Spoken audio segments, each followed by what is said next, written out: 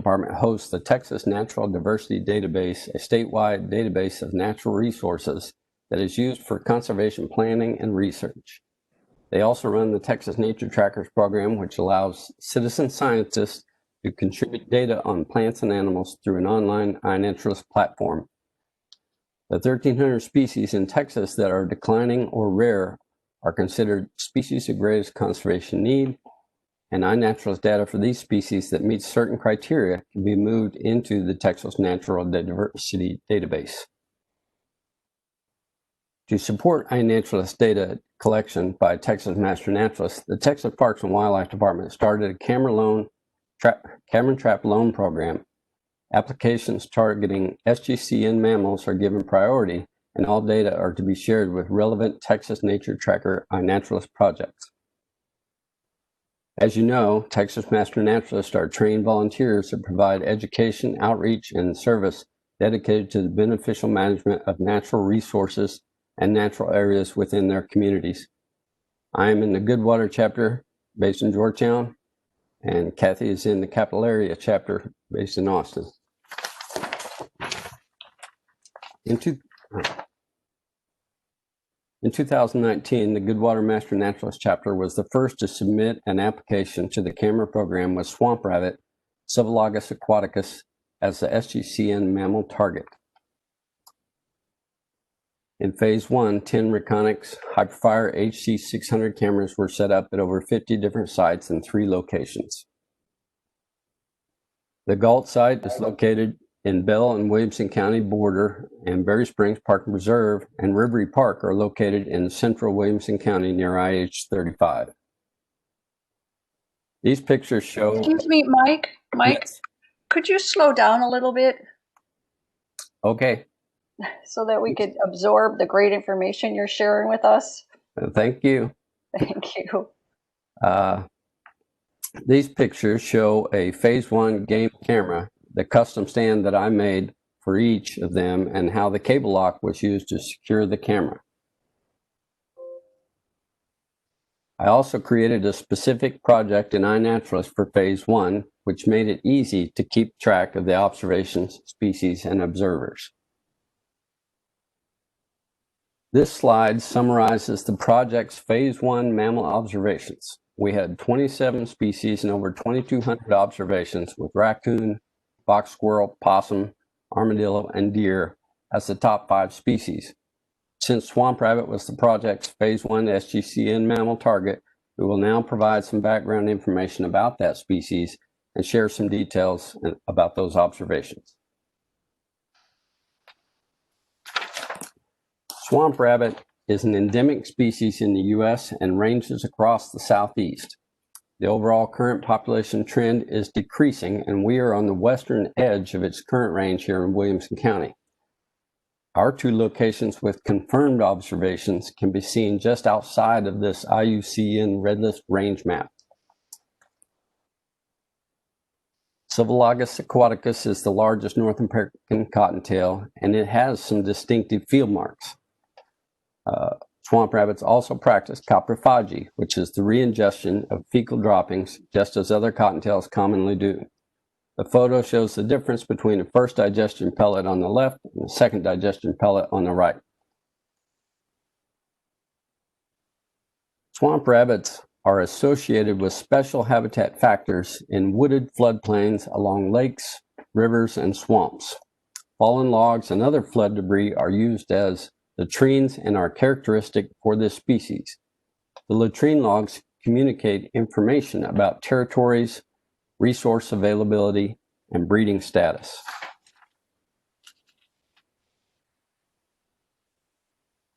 In phase 1, swamp rabbit was well documented near Rivery Park, where we found multiple latrine logs with extensive and ongoing use, and captured the swamp rabbit in both still and video camera observations. Here's a typical latrine log found near Rivery Park.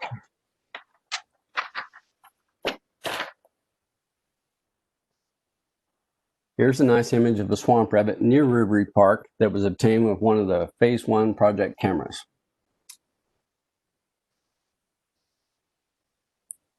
This video was taken with my personal game camera. Watch closely as the pellets drop and a characteristic shake occurs just before the rabbit exits the log.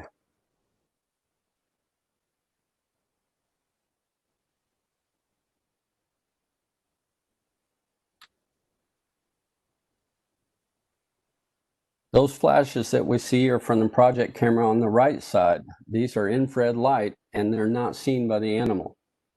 The video is recording in infrared, so it does capture that light. Whenever we have seen pellets dropping in videos, we have made an effort to collect them as quickly as possible for DNA testing. I want to say that I'm a huge fan of iNaturalist, and after several years you make acquaintances online. Eventually you meet some of these people in the real world. I'm very grateful that my iNaturalist friend, Dr. Russell Fowl of Tarleton State University, agreed to test for swamp rabbit DNA on the outside of these pellet samples. This phylogenetic tree is derived from the alignment of 4 pellet DNA sequences, noted by their iNaturalist observation IDs, plus 4 reference sequences from GenBank, an online DNA database. The DNA sequences from the pellets grouped with those of swamp rabbit and not eastern cottontail, Civet floridanus. Dr. Fowl provided instruction for adding these DNA sequences to the iNaturalist observation fields. Last year, we submitted an abstract about our project to the annual Texas Conservation Symposium hosted by the Williamson County Conservation Foundation. On January 10th of this year, we presented these Phase 1 slides, and we hope to give an update on the project at next year's symposium. We're now going to tell you a little bit about the project's effect on the chapter and its members. In Phase 1, 20 members participated in the project, and there were over 770 total project field research hours from July 2019 through January 2020. The chapter ordered 7 more cameras for the purpose of continuing the search for species of greatest conservation need after the 10 Phase 1 project cameras were returned to Texas Parks and Wildlife Department. 3 of the 7 cameras were funded by 2 project member donations, along with 1 corporate match. After some discussion, the target SGC and mammal for Phase 2 was set at eastern spotted skunk, Spiligali pitorius, and its plain subspecies. On the left is a wanted poster for all observations of spotted skunks statewide from Robert Dowler at Angelo State University. On the right is a photo from an iNaturalist observation of an eastern spotted skunk captured on game camera near Killeen, displaying its unique warning posture. That was January of this year, by the way, and shown with permission. Due to COVID-19 pandemic, however, Phase 2 of the project quickly shifted to focusing on a basic inventory of Southwest Williamson County Regional Park with spot checks in a few additional locations in order to continue collecting observations of any kind during these trying times.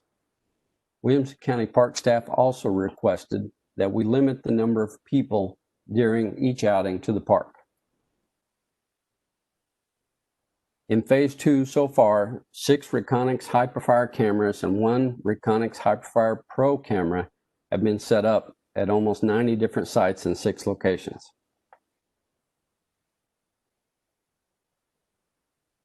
All of the Phase 2 locations are near IH-35 in Williamson County. Note that the cluster of points in the bottom left corner of the map represents over 50 camera sites in Southwest Williamson County Regional Park. It's an 800-acre park. Both Reconyx Hyperfire 2 models take day, night, still, and video camera observations. The standard model has a minimum focal distance of 10 feet, while our professional model is custom focused at 15 3/4 inches. Why was this professional model ordered? Many of our small mammals and rodents, particularly in phase 1 were not being identified in iNat, and we wanted to try to document them better. In addition, the custom focus camera can be used in other situations, that is microhabitats or reptiles and amphibians, as well as insects. I created another project in iNaturalist for phase 2. This slide summarizes the project's phase 2 mammal observations so far. We have 25 species and over 1,300 observations, with raccoon again being the clear leader, followed by possum, armadillo, cottontail, and southern flying squirrel as the top 5 species.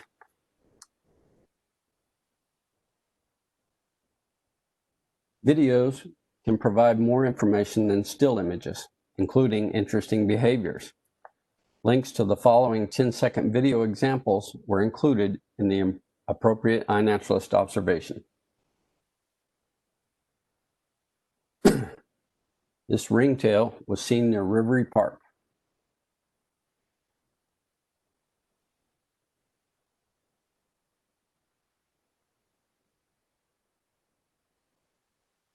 This armadillo is dragging leaves into a non-gated cave entrance in Southwest Williamson County Regional Park.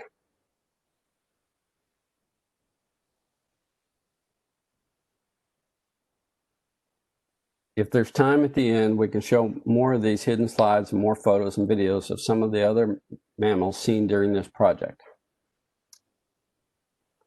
Here are the phase 2 numbers for the chapter and its members. 16 members participated in the project. However, only 4 members have been consistently active during the pandemic. There were over 480 total project hours of field research from February through August of 2020. Now we'll change gears a little bit and review some logistics for those that might want to start their own game camera project. Here are the items in our field kit that we carry with us each week. It includes SD cards, keys, scent baits, replacement batteries, and various gloves, bags, and other hardware.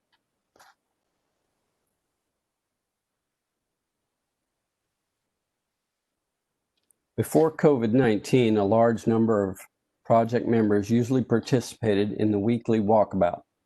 This meant that each of them could be assigned a specific role in the field, and those would be submitting iNet observations, took an SD card home with them, and brought it back the following week.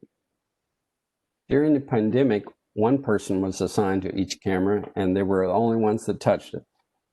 The few participants in the field performed several other roles, and participants at home received each week's folder of images and videos from a dedicated Google Drive account that had been created. Focusing on that last item in the list, files uploaded to Google Drive.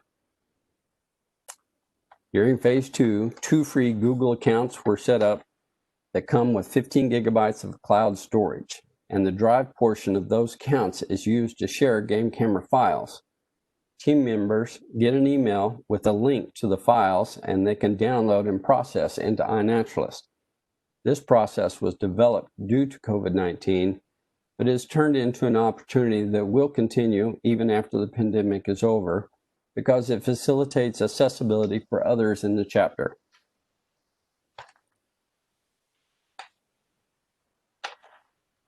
Here are some hardware costs associated with this type of project. The phase 2 cameras that we have already purchased, along with their associated peripherals, cost about $500 each. The support game cameras that we recently ordered are significantly less expensive.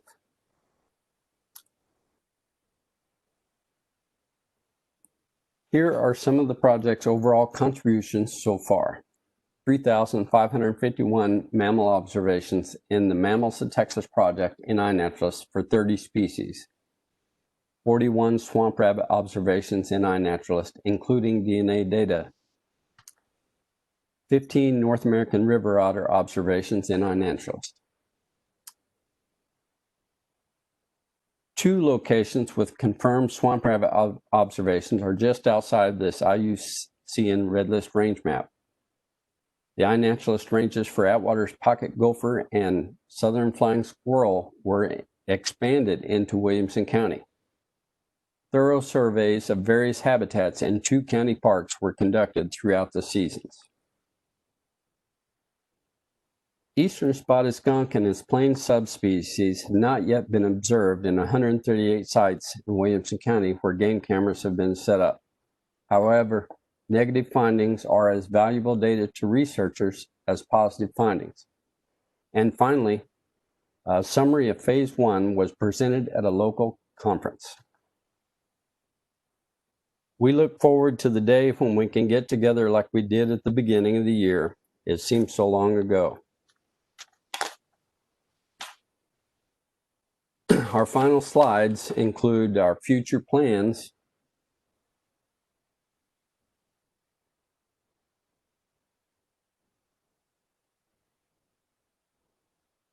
acknowledgements, and contact information, and our references.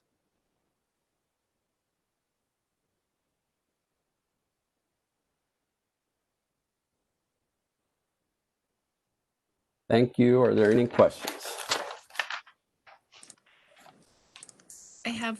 Mike, I have one question. This is Michelle. Okay. Was Kathy presenting also? We did get her on. Thank you, Yes. Pearl, for helping her. Yes. So she has other slides she's presenting? Well, if she wants to talk through these additional slides or Okay. Or if you have questions. Okay. No, Mike was doing a great job, so I didn't interrupt. Thank you, Kathy. Glad you made Thanks for it. bearing with us on the technical issues this morning. I had a question, Mike, and I apologize if I may have missed this. What's been the change in frequency that you've, or what was the original frequency that you were checking the cameras? And then what's that change now with pandemic restrictions? Well, there were, of course, you know that there were a reduction in the amount of people that could go out. And you have to keep space between people when you're out. And the biggest change is we sort of are treading water, basically. So we went to a place that would allow us to tread water during this problem. And they required that we not bring anyone with us. We still brought one person each week. So that's basically what we've been doing during the hard part of the pandemic. Kathy had this wonderful idea that we could use the Google Drives and we could still get files to people to upload to iNaturalist, but we had limited field participation. But before the pandemic, we generally went out once a week on the weekend on Saturday. And during the pandemic, we were still going out once a week, generally on Saturday. Okay, thank you. Hi, this is Richard Heilborn. I have 2 questions. Okay. First, did y'all ever end up getting any local publicity, or you mentioned the local conference? So are there any other examples of y'all sharing your work with the local community? The biggest thing that's happened, and it's because of the conference, we've made connections through that conference and the people that run that conference. And that's what got us into Southwest Regional County Park. And that's gone a little bit farther. We're meeting with biologists and we're exploring the possibility of searching for other critters with those biologists. So as far as other, I don't believe there's any other public outings. Okay. So like no newspaper articles or anything like that?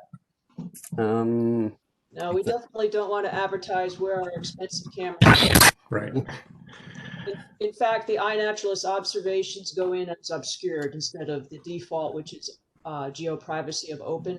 So switch the geoprivacy to obscured for every single one of the observations from the game cameras.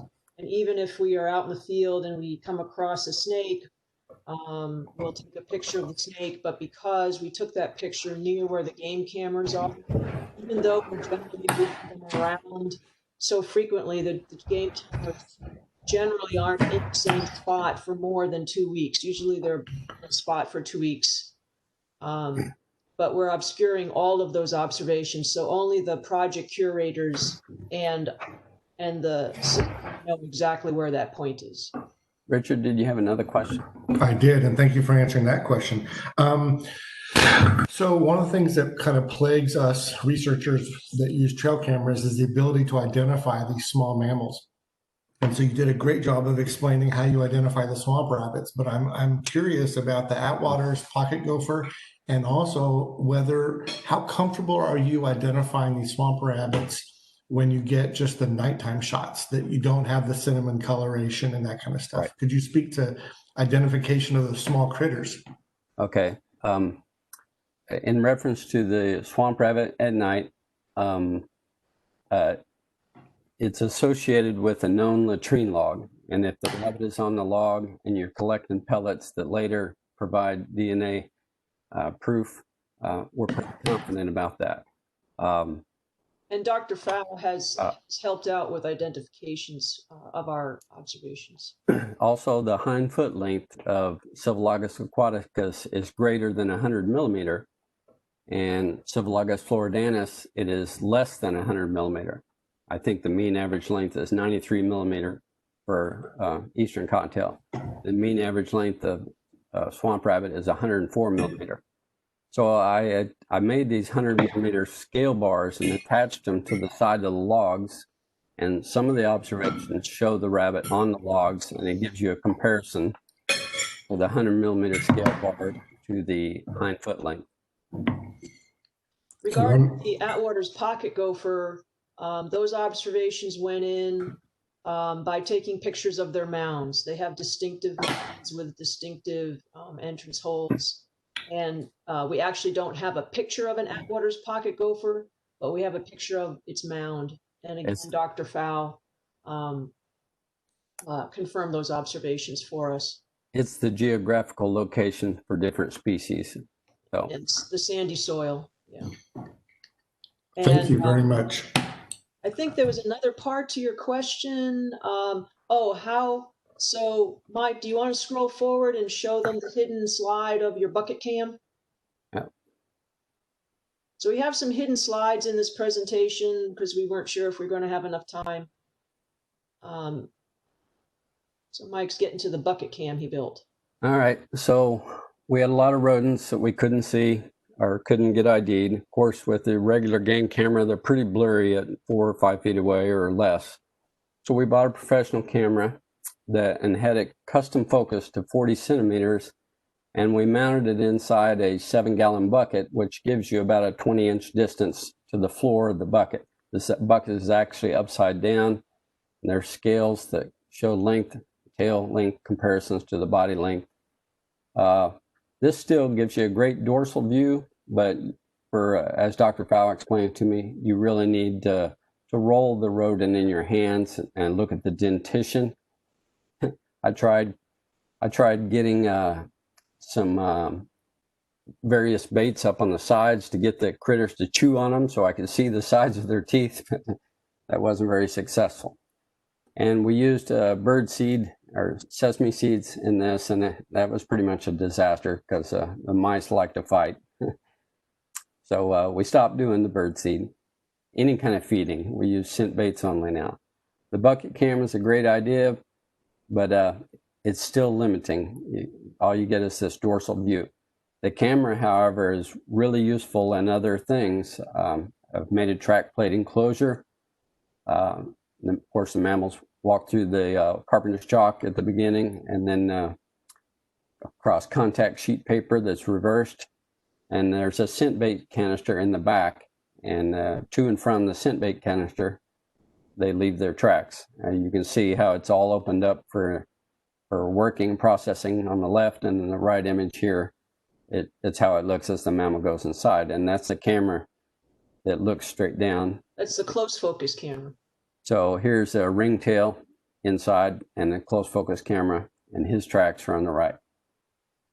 This same ringtail came into straight weeks. This little dot on his ear right here, I documented that 3 times over a period of 3 weeks.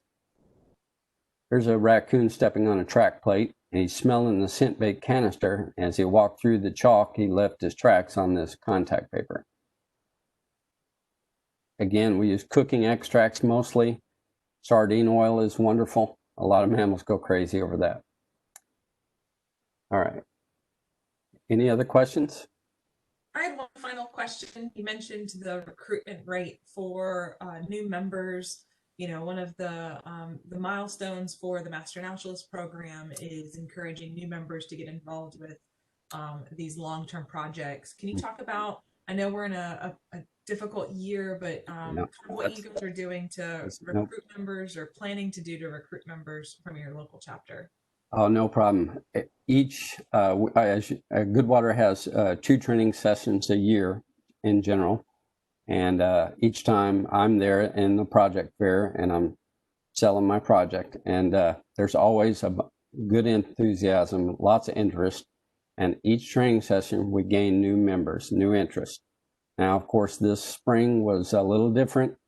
And I had generated interest early on, but then COVID came along. And of course, that training class was canceled and they made it up virtually in the fall.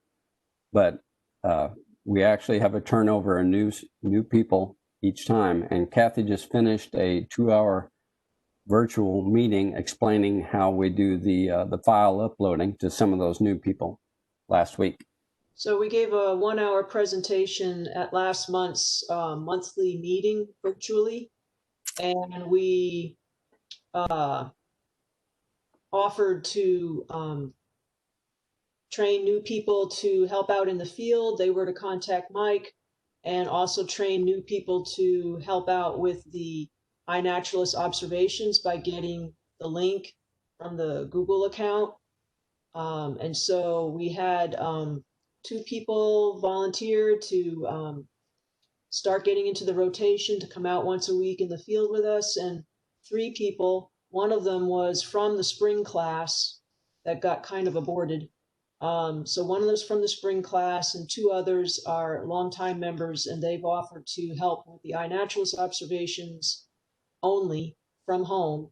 And last Saturday afternoon, we had a 2-hour Zoom training session. So they're all set to go and ready to get into the rotation for receiving a link to a folder's worth of files. Excellent. Thank you so much. Okay. Is there any one last question for this group?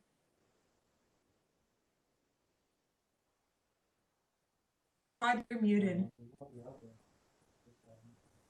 Who was muted? I thought I had already turned the mute off. I'm sorry. Mike, real quick on your swamp rabbit observations. I believe you had 37. Could you tell with a DNA or any other way, any type of population estimate? I mean, were those 37 photos of 1 or 2 rabbits, or could you tell how many there were? Okay, the 37 observations, only 4 of those were from collected pellet samples. I am working on, I have 20 samples in my freezer right now, and that should really benefit Dr. Fowl when he goes to estimate a population. Okay. Dr. Fowl's interested in writing a scientific article, and we're working in tandem with him. So I will hand these samples off to him, and he will put his grad students to work, I guess, and he'll come up with that information. The habitat I showed in the early slides, I've since found another habitat 500 meters south of it. It seems as though they may be moving around each season. So I'm still following on that, even though we're going to focus on spotted skunk. We've also done a preliminary vegetation survey in the initial area where the swamp rabbit was seen near Rivery Park. So just preparing the long haul, however long it takes for Dr. Fowl to work up an article.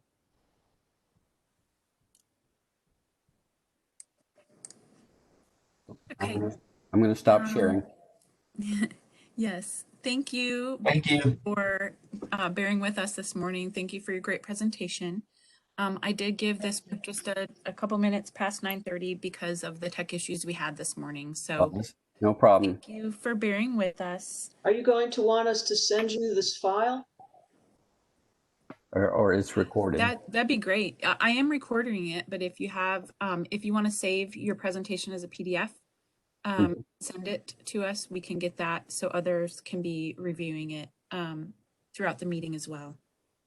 Kathy, you'll be able to do that, won't you? I can send the PDF, yeah. All right. Thank you. One last thing Thank I would you. like to mention, Michelle, I noticed in the PDF file of all the abstracts that the last 2 words of our abstract were accidentally left off. Okay, we'll get that fixed. Thank you. All right. So I guess we're done here. Let's see. Yeah, Go you're ahead. welcome to stay on and watch the other All right. presentations. All right. Going to Maureen, I'm going to make you presenter. And our next chapter presenting is the Galveston Bay Area chapter, presenting their project. And then Suzette, you're helping, is that correct? That is correct. All right, welcome. And I'm Suzette Mahaffey from Galveston Bay Area chapter. And Maureen? Yeah, and Suzette is our chapter president, and I'm Maureen Nolan Wild. I'm a past president, and I am the project lead of the Galveston Bay Heroes program. And we are so excited to be here today. We can't wait to showcase our project. The joy and the happiness and educational opportunities from this effort could not have happened without the commitment and spirit of our chapter volunteers, especially faced with the challenge of COVID. And we really think we met COVID head on, came up with an answer, and we were able to pivot. So while we were preparing for this session, in the past when we did this, we always had a storyboard, and it was always kind of cool to lead you all through it and show you the wonderful pictures. And we realized that we didn't have one to share. So we decided what we would do is that we create a short video. And like you said in your many messages, times have changed. We're all virtual now. So let's try something different.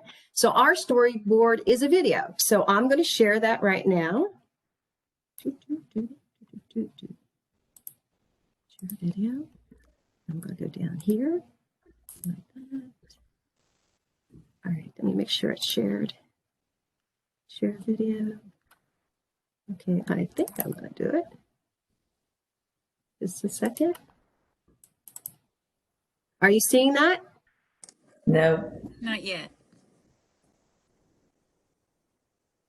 See it now?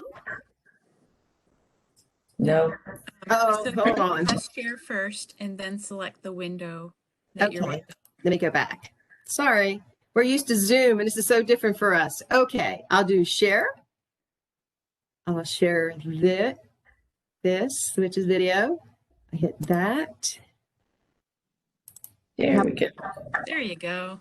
Thank you. The Galveston Beach Hero program is a fun, educational, and engaging program sponsored by our chapter.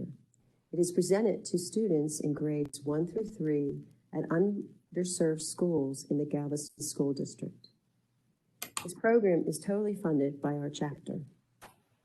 It consists of chapter members visiting the schools wearing superhero capes and hats and sharing the story of what the volunteer work that we are doing as community scientists to make a difference.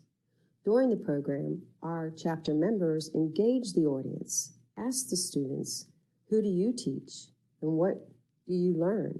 And do you have fun while you are in fact a hero protecting our area? The stories the students return are absolutely amazing. After the program, the students don the capes, wear the hats, and stand with us and commit to be the future stewards of our beaches. Our chapter drops off art supplies to the school, and the students in turn artistically depict what they are doing to be beach heroes and to stop plastic pollution in our area. The artwork is awarded a Beach Hero certificate by our chapter and then exhibited at chapter meetings, open houses at the school, and graduations, and even taken to a art gallery and exhibited in Galveston to be shared with the community to show the work that the students are doing. Pieces of the artwork are selected to create cards that are used to help raise money to further fund this program. In February of 2020, our project team did its last in-house presentation at Crenshaw Elementary School. After the program, we sat down with the program director at the school and were planning future sessions. COVID hit. Once COVID hit, all things came to a stop. However, as our project team got back together again and discussed what can we do, and we looked at our results, we had reached 750 students during this short time period. We had hosted art exhibits, we had shared the work of the children, and we had enlisted future stewards to join us in what we are doing to actually save our beaches from plastic pollution. This could not stop. What could we do? We needed to pivot. We needed to be more flexible. The answer, a video. Our project team is now putting together a video to be shared with schools, adult care centers, and others. Heroes de la playa, adelante, adelante, adelante. Look at all this plastic pollution on the beach. How did it get here? Well, there are people who come down for a fun day on the beach and they are not thinking and they leave their trash behind. So the most important thing for us is that we love the beach. Do you love the beach? I hope you do. Yes. And if you do, what do you do to help save the beach? And we are beach heroes. For the schools, we will still be donating free art supplies and providing a tote filled with capes and hats and lesson plans, including marine debris, so that teachers can easily open up the box of wonderment and share this with their students. We also found out because of this, we are able to use this program or offer this program to a wider audience. Members will be used as presenters and help facilitate these programs at these locations. So for us, COVID has become an opportunity to actually increase the popularity and usage of the program. And in all else, our goal has always been to teach children and the community that they will in turn teach their families and friends what they have learned and become good stewards of the environment.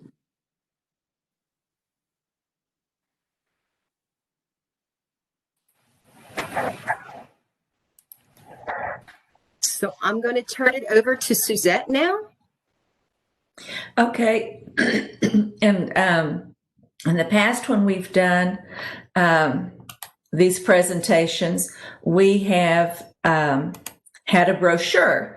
So we've made our brochure into a slideshow to share with you and to give you, come on, there we go, to give you some of the information about it. Maureen was the one who, she was the creator and gave this program a beginning. She saw a similar program, and I believe it was in Palacios. Am I right, Maureen? Yes, it was. Yes, they did something with art and students. Yes, and they did a program about saving oyster catchers, and we felt like we needed to enlarge that and talk about the environment that our children live in. And I'm coming from an elementary school background. I taught 40 years. One way you change the future is by talking to children and teaching them. So that was where our program got the inception, and that's where we began. So the Beach Hero program, like I said, was conceived to teach children about caring for the environment. We so far have reached out to children in Galveston and the surrounding area. We have been mostly in Galveston ISD schools, but this coming year, we have some opportunities in other places, which I will get to in a minute. Over 2 years since the program began, we have 29 volunteers out of our chapter of about 220 members. And to date, we have logged 665 hours of volunteer service. Most of these hours are actually in contact with children, some of them in preparation. The beach hero capes that you see the children wearing were volunteer hours. They were made by chapter members. And so that's where most of our service has come from. This is from VMS, the impact that our program has had. From the VMS program to date, we've reached over 22,000 youth and over 300 adults. You can see in this age where at every president's meeting lately, we've talked about diversity and inclusion, that the children that we are addressing, their needs are the spectrum. Our Hispanic population includes a number of bilingual classes in at least 3 of the schools. Half of the children at each grade level are in bilingual classes, which was why in the video you saw Carlos speaking in Spanish to those children, so that we really see that we're addressing the needs of the children that we work with. During the first 2 years of the program, we visited 5 campuses. That population was over 85% free and reduced lunches, which means those are underserved children that don't have opportunities that other children have. We have provided art supplies for them. And I will say that in Galveston, the budgets for the art teachers were cut. And so the art teachers were so grateful to us to give them art supplies, because we gave them enough, not only for the grade level that we worked with, but for the other children in the school too, so that they had art supplies to use during the year. And they were fairly reasonable. Then we shared that artwork with the parents as well as out in the community and at chapter meetings. And Facebook and a lot of social media. That's right. Facebook, and in fact, all the schools have a Facebook page, and we showed up the next day after we were there on their Facebook page sharing what we had done with their students. So Thousands of hits. Yes. So this year with COVID, we decided that we could still offer our program by making a video. And you can see that you could see in our video the very beginning of that program. We have work to do on it, but we anticipate having about a 15-20 minute video that we will present through a Zoom program. And we'll have members of some of our volunteers be there so that we can answer questions for the children, talk to them about what we want them to do, and that sort of thing. Before we do that, we will take to the campuses art supplies. We have those in tubs already, along with capes that some of our volunteers have made, and hats, paper plate hats that all the children can make for themselves. Also, we're including a curriculum guide that's been developed, which has, it addresses the TEKs that the lessons cover at each grade level at the elementary level. It has a story about Robin Ridley, the Kemp's Ridley sea turtle, which will review with the students the things that we have taught to them about, so that they have a backup for the things that they've learned before they have the opportunity to then show what they know in their artwork. And so we've been very deliberate in the things that we have planned and prepared, so that we are as authentic as we can be through a virtual media. Let's see, there we go. So far this year, we have three engagements booked. We have Crenshaw Elementary, and that is over on Bolivar Peninsula. They're part of.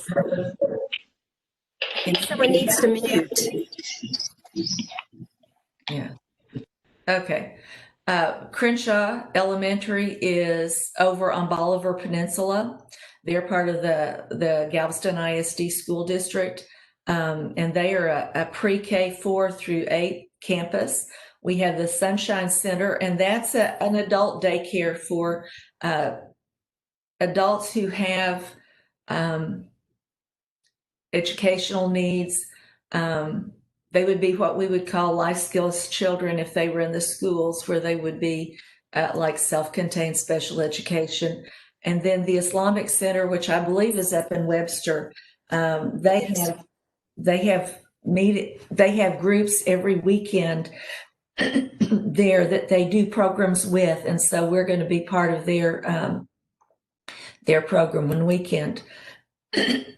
One of the things that COVID has done is it's brought new people together who are interested in volunteering.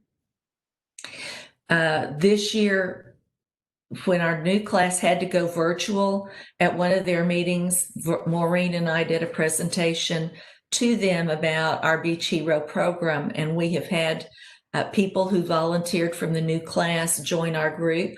A couple of them have made capes to go in our tubs that we're going to take to the schools. Others have said, yes, we want to be participants. We want to be at the filming, or we want to be on the Zoom presentation so we can answer questions and talk to the children.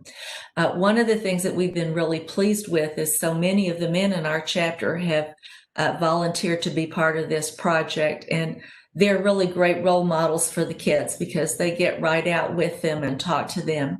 I want you to look at this particular picture. The lady who's standing behind the children is Divya Nagpal. She is the principal at Morgan Elementary, and she has been one of our cheerleaders throughout this.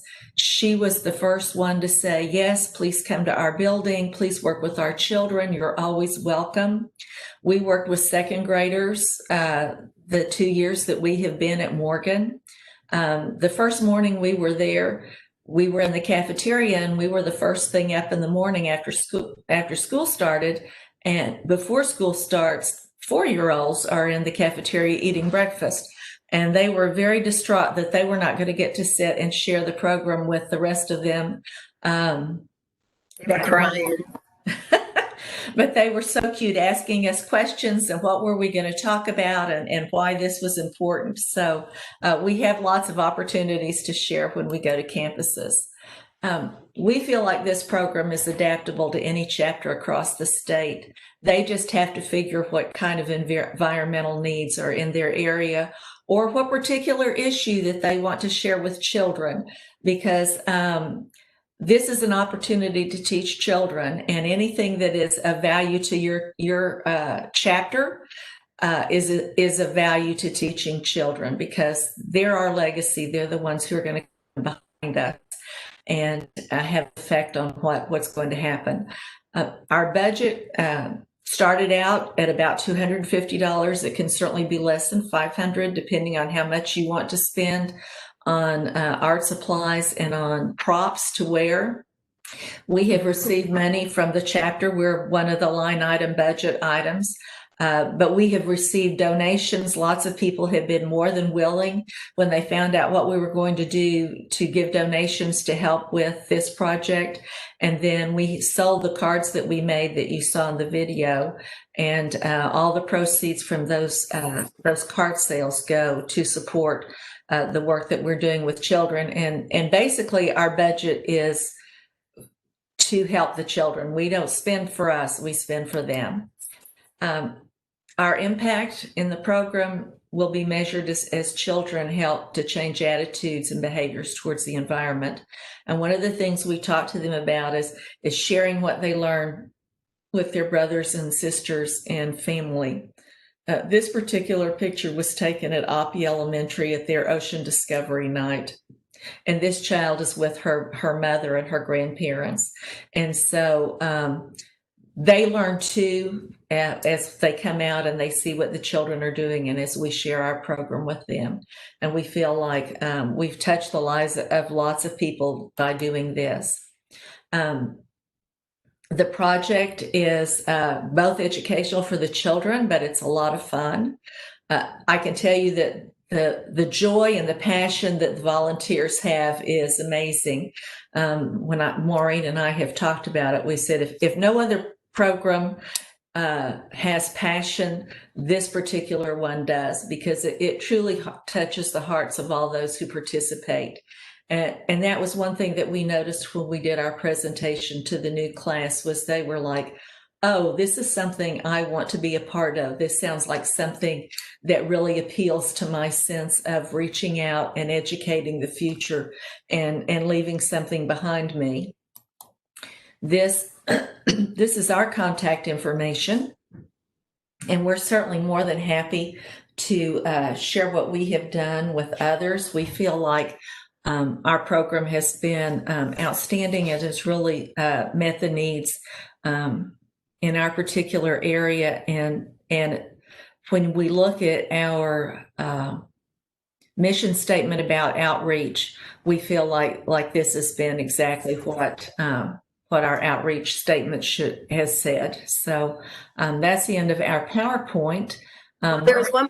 I think I'm going to answer a question that's going to be asked. One is, I think I'm going to hear, did you ever go in a newspaper or those kind of things? And we have been written up in the local newspaper. We have joined symposiums and given this presentations. The school uses our site and shares that in with the school system. They now follow our Master Naturalist Facebook page. And we do share this on all the art now. With COVID, we are putting, with permission from the school, the ones that we are going to feature on the cards will be featured. Our art will be on Facebook with the school's permission. Yes. So we have been out there in the public, and we are known. In fact, we've had other groups come and contact us and say, we've heard about this, we've seen this, and we want you to come and present to our school. I actually have a question about that too, Maureen. Excellent presentation. When you were mentioning the budget and kind of the expanding potential market or potential reach for this program, have you guys looked at grants to expand your reach beyond chapter donations or individual internal costs? Yes, we have. There's availability of both the Kempner funds down here and the Moody Foundation. Both of them support educational programs. We just missed the deadline the last 2 years.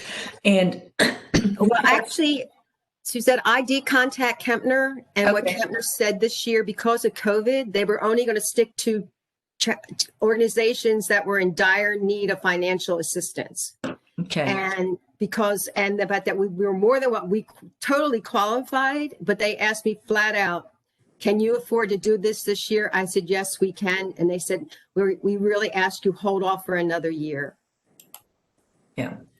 And we're prepared to reach out to other places, but our chapter has been so excited about this. It came around and said, if you need money for something, please tell us, because we will give you the money to support that.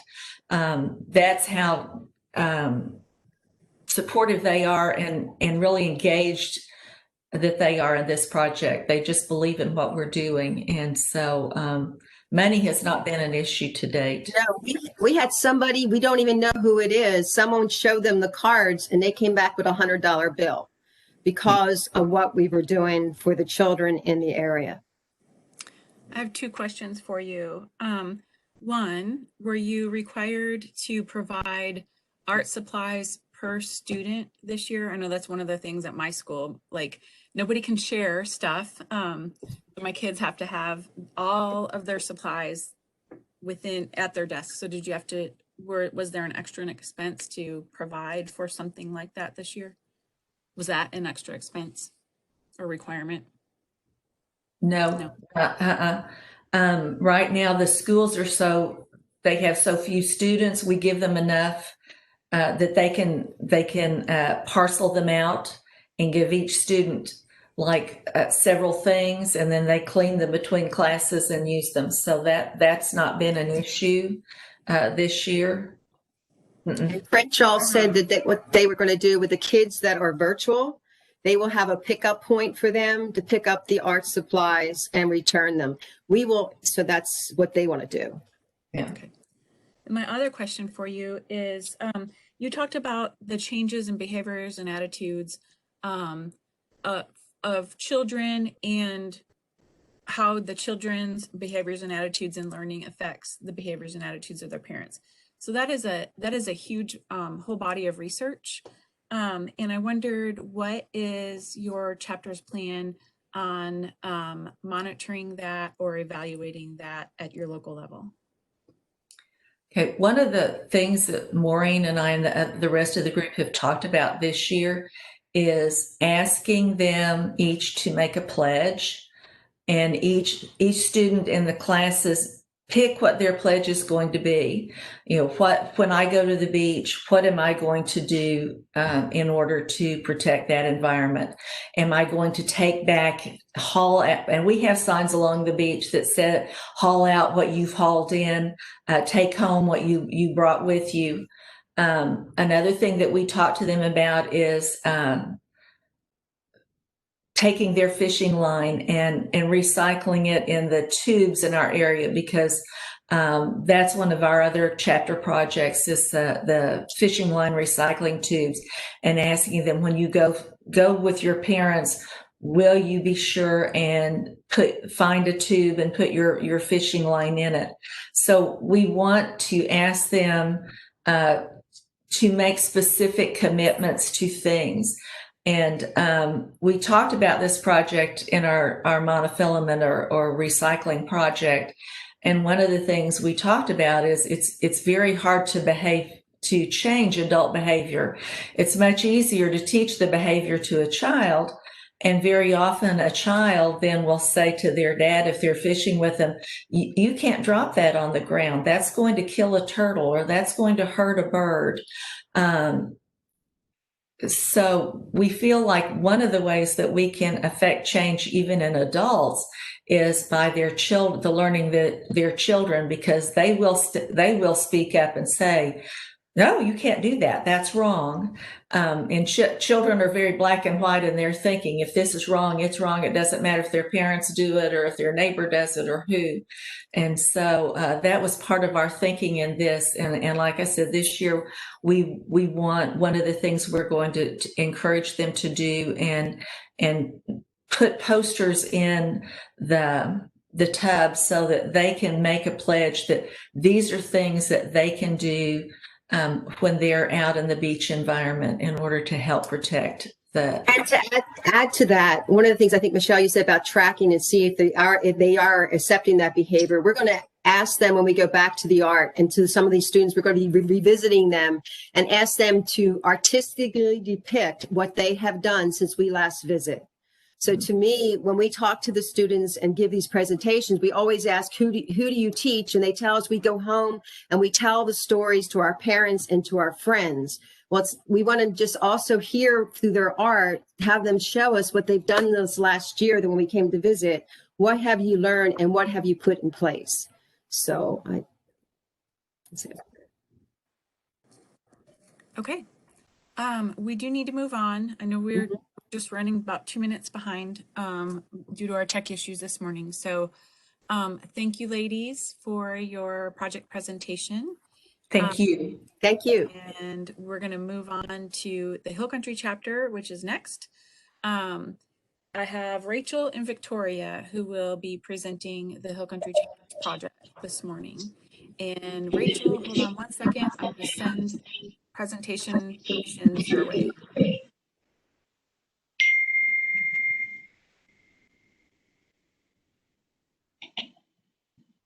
There we go.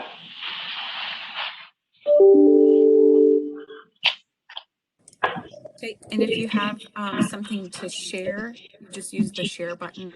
Yes. If you're sharing your presentation.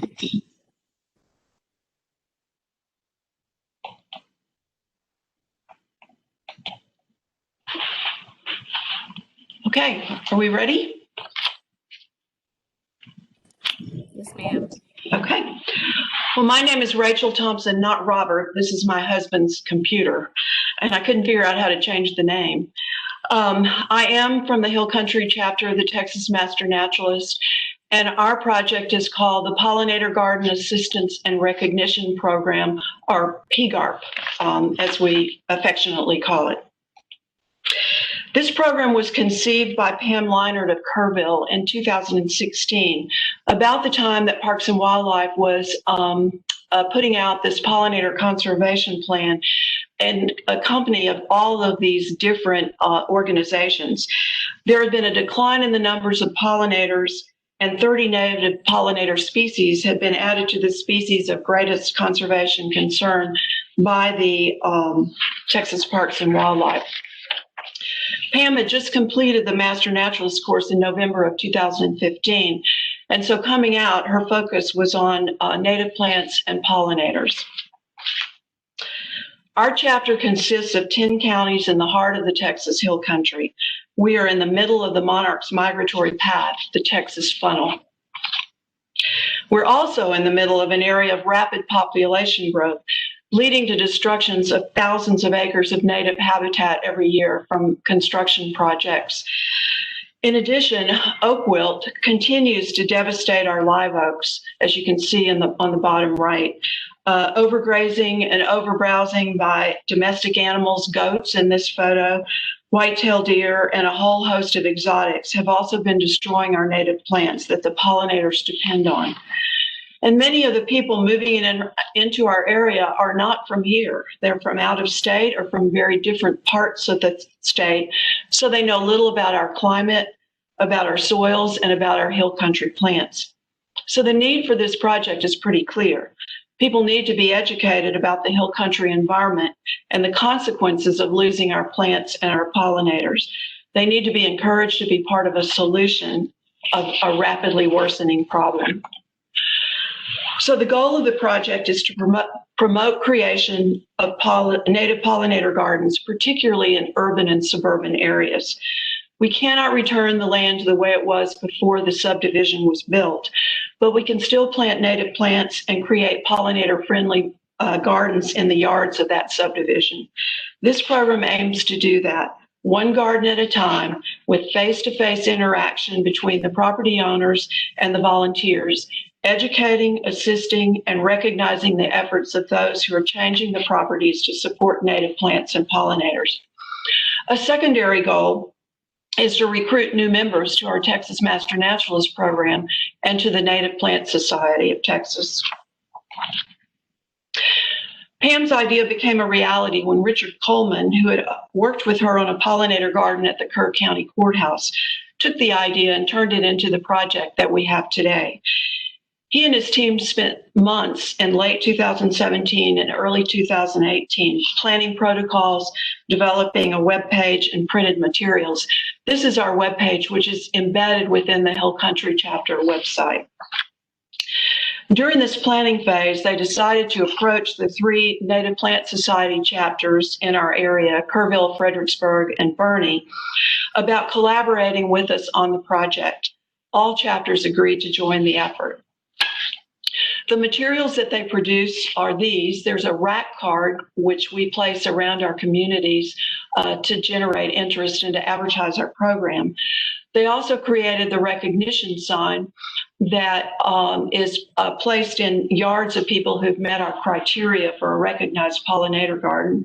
And later, this booklet on 20 native plants was also produced. We hand those out when we do site visits. Whenever we do award a sign, we take photos and we send an article to the newspaper. So we're getting publicity both from the presence of the sign in the yards, but also what people are reading about it in the paper. But eventually, word of mouth has become our best advertisement.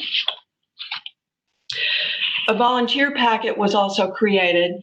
It includes volunteer characteristics, site visit activities. It's a multi-page document that we would be happy to share if anyone's interested in that. So there's startup costs for the project. Fortunately, we had a talented webmaster and designer, so we didn't have any charge for the website design. Printing charges to start with were $600. Our sources of income were from the NIPSOT chapters. They each contributed $200. And there was a small amount of money that came in from several honorariums and memorials. Now that we're awarding signs, we have a $10 profit on each of the signs. They cost we charge $25 and they cost $15 to produce. So there's a little money coming in to help cover reprints of rack cards. And I think we've had a second donation of $200 from each NIPSOT chapter as we've moved through our supplies.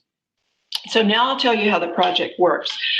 First, we divided our 10-county region into 3 areas. Each one's anchored by one of the larger towns and a NIPSOT chapter. The counties in white are very rural counties, and they generate few consults. Each of the areas in color have an area coordinator that manages their consults. Richard, the program director, takes care of anything that comes up in the white counties, but he would call us if he needed help.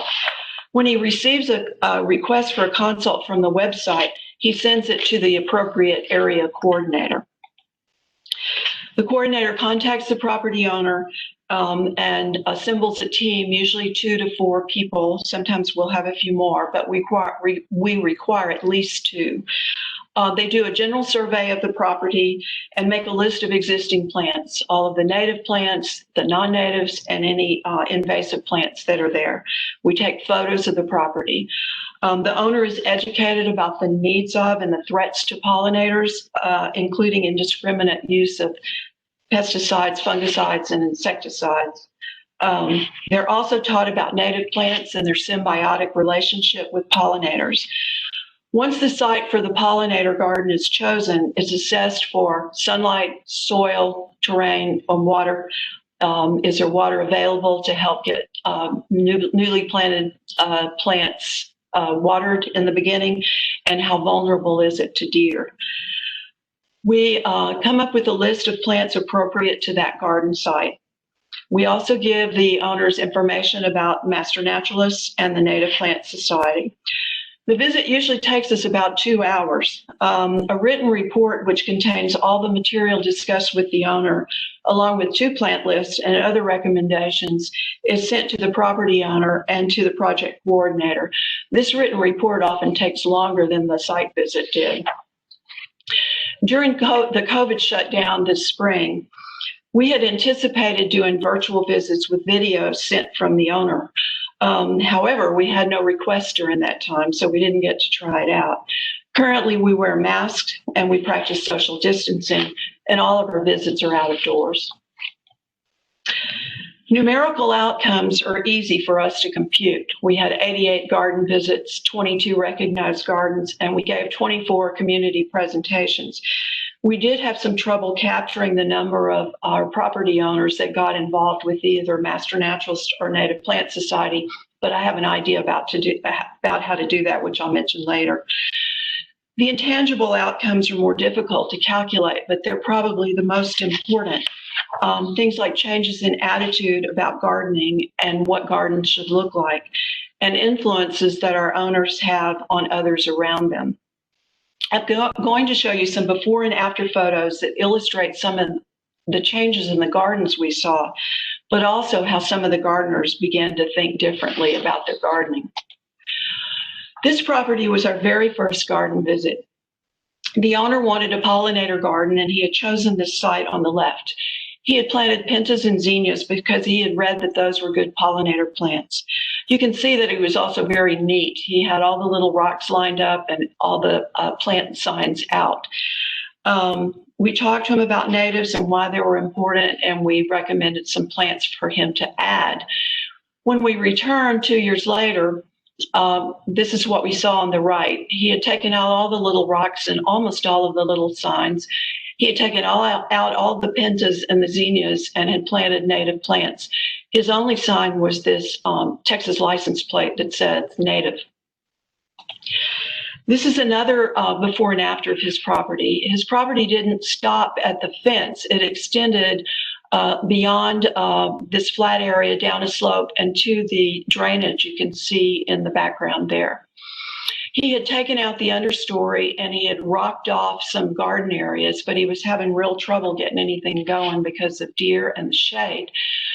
Incidentally, that shade is coming from a whole grove of Eve's necklace trees.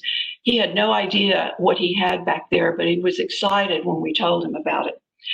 So 2 years later, this is what he had done. He had terraced down to the drainage. He had fenced across the back along the drainage and up the side. He had planted all native plants there, added a water feature, had bird feeders, bird houses. It was really an amazing and dramatic change. The most amazing, though, was this slide. Down near the bottom of the slope where it stayed wet, he decided to let this area go wild and see what he would get. We spent a lot of time helping him to identify the plants that were there. And he couldn't have been happier with this. 2 years before, it would have been a mess to him, but now it's one of his favorite areas.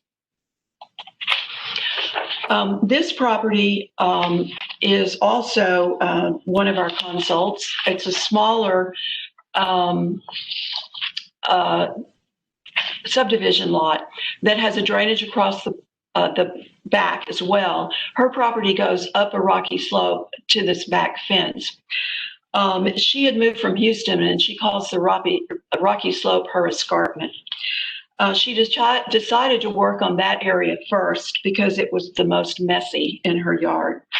She had anticipated taking out just about everything that was there, but after we finished surveying her plants, we could give her quite a list that needed to stay. Cenizo, Texas persimmon, and Salvia greggii were among a few of those.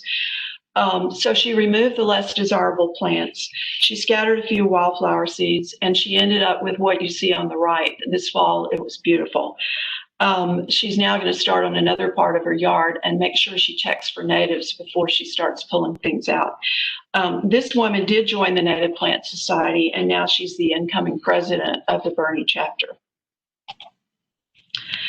The original concept of encouraging small plot gardens, and that was defined as 100 square feet to 1/8 of an acre, was developed with this kind of property in mind.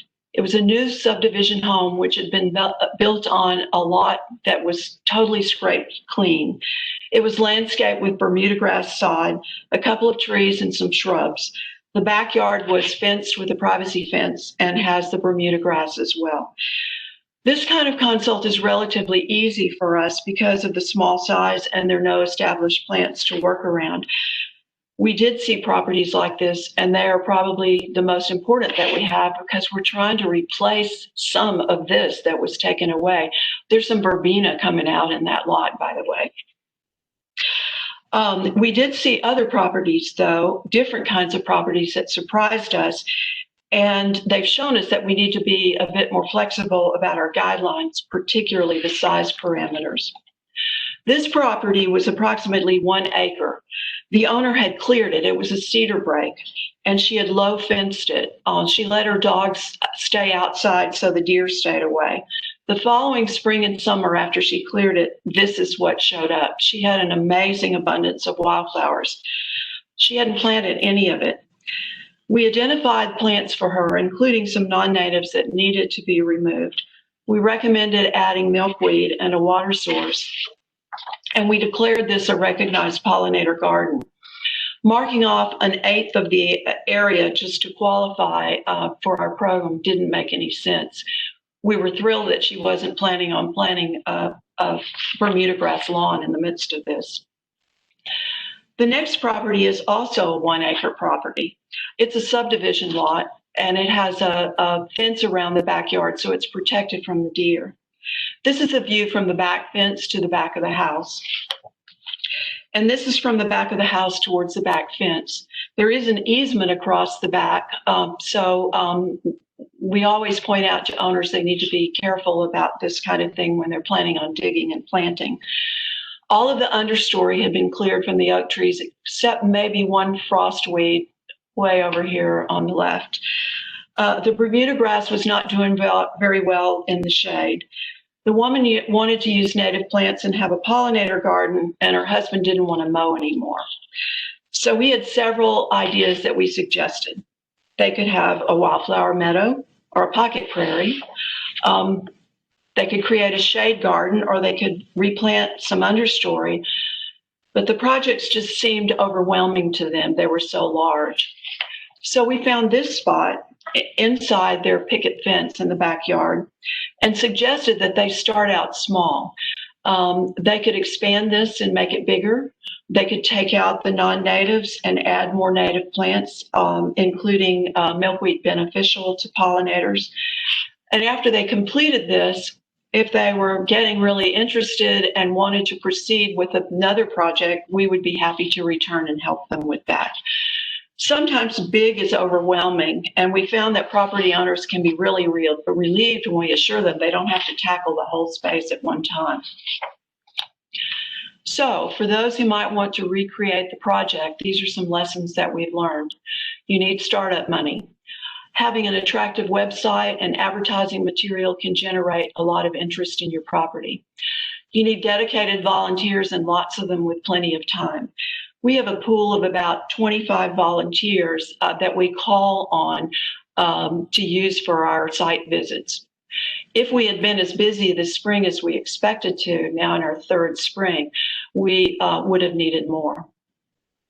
We recommend the Native Landscape Certification Program for volunteers and also for property owners. And I understand from Veronica that we had 2 of our property owners attending their level 1 program just this weekend. The collaboration with the local Native Plant Society chapters has been valuable for a number of reasons. Local knowledge is important. And although there's a lot of overlap between the Master Naturalists and the members of the Native Plant Society, there are a few things that some of the NPSOC members who are not Master Naturalists know that we don't know, like where you can get free mulch and a variety of other resources. We have shared interests, obviously, in our love of native plants. And last but not least, they have some money and they're willing to share it with us, with this project at least. We recommend that our property owners start small, as you've seen, when they have a large property. We also found out that neighbors like to tag along, and we let them in the beginning, but we found out that was a problem. It distracted us from the homeowner's property, and it just added to the confusion. So now we've told our owners that are going to have a site visit to let their neighbors know, if they have asked if they can attend, that they should sign up for a visit of their own. And the last thing, which was most surprising, is that we had requests from outside of our chapter. Some were just across county lines. One was in Houston. We think that these should be declined. You don't know as much about those other areas. And if you're getting the word out in your own area, you're going to be busy enough taking care of them.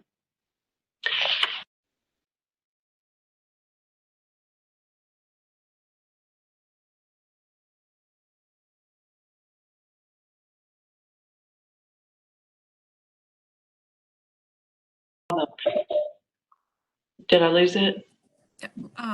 Rachel, you were muted for a second there when you started the slide. So if you could start it over. Okay, so this is what we would do differently. We need more follow-up with our owners. Some of them we don't hear from again, and I think calling them the next planting season or following up with them at least after a year to see what they've done, if they need more help, if they're ready for a sign, would be helpful. And if they've kind of lost interest, maybe we can spur that interest on again. Email survey about what chapter activities the owners have participated in for Master Naturalist or for NPSOC, I think, is the way to capture those numbers. We also should take more follow-up photos. Most of the follow-up photos that we take are when we award a sign, and that's of the people in the sign. We need photos of these properties to document our results better. We can remember the properties that we've seen in the last 2 years, but as the program continues, we're going to forget what they look like, and I think having them in our files will be beneficial. And the last thing, as you've seen, is this revision of our flexibility about size limitations. Is that me making that noise?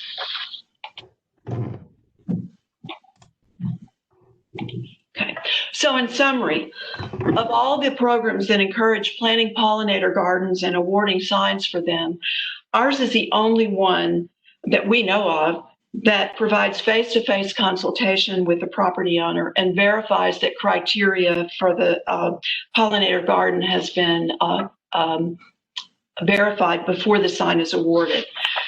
We also put far more emphasis on using native plants than a lot of the other programs.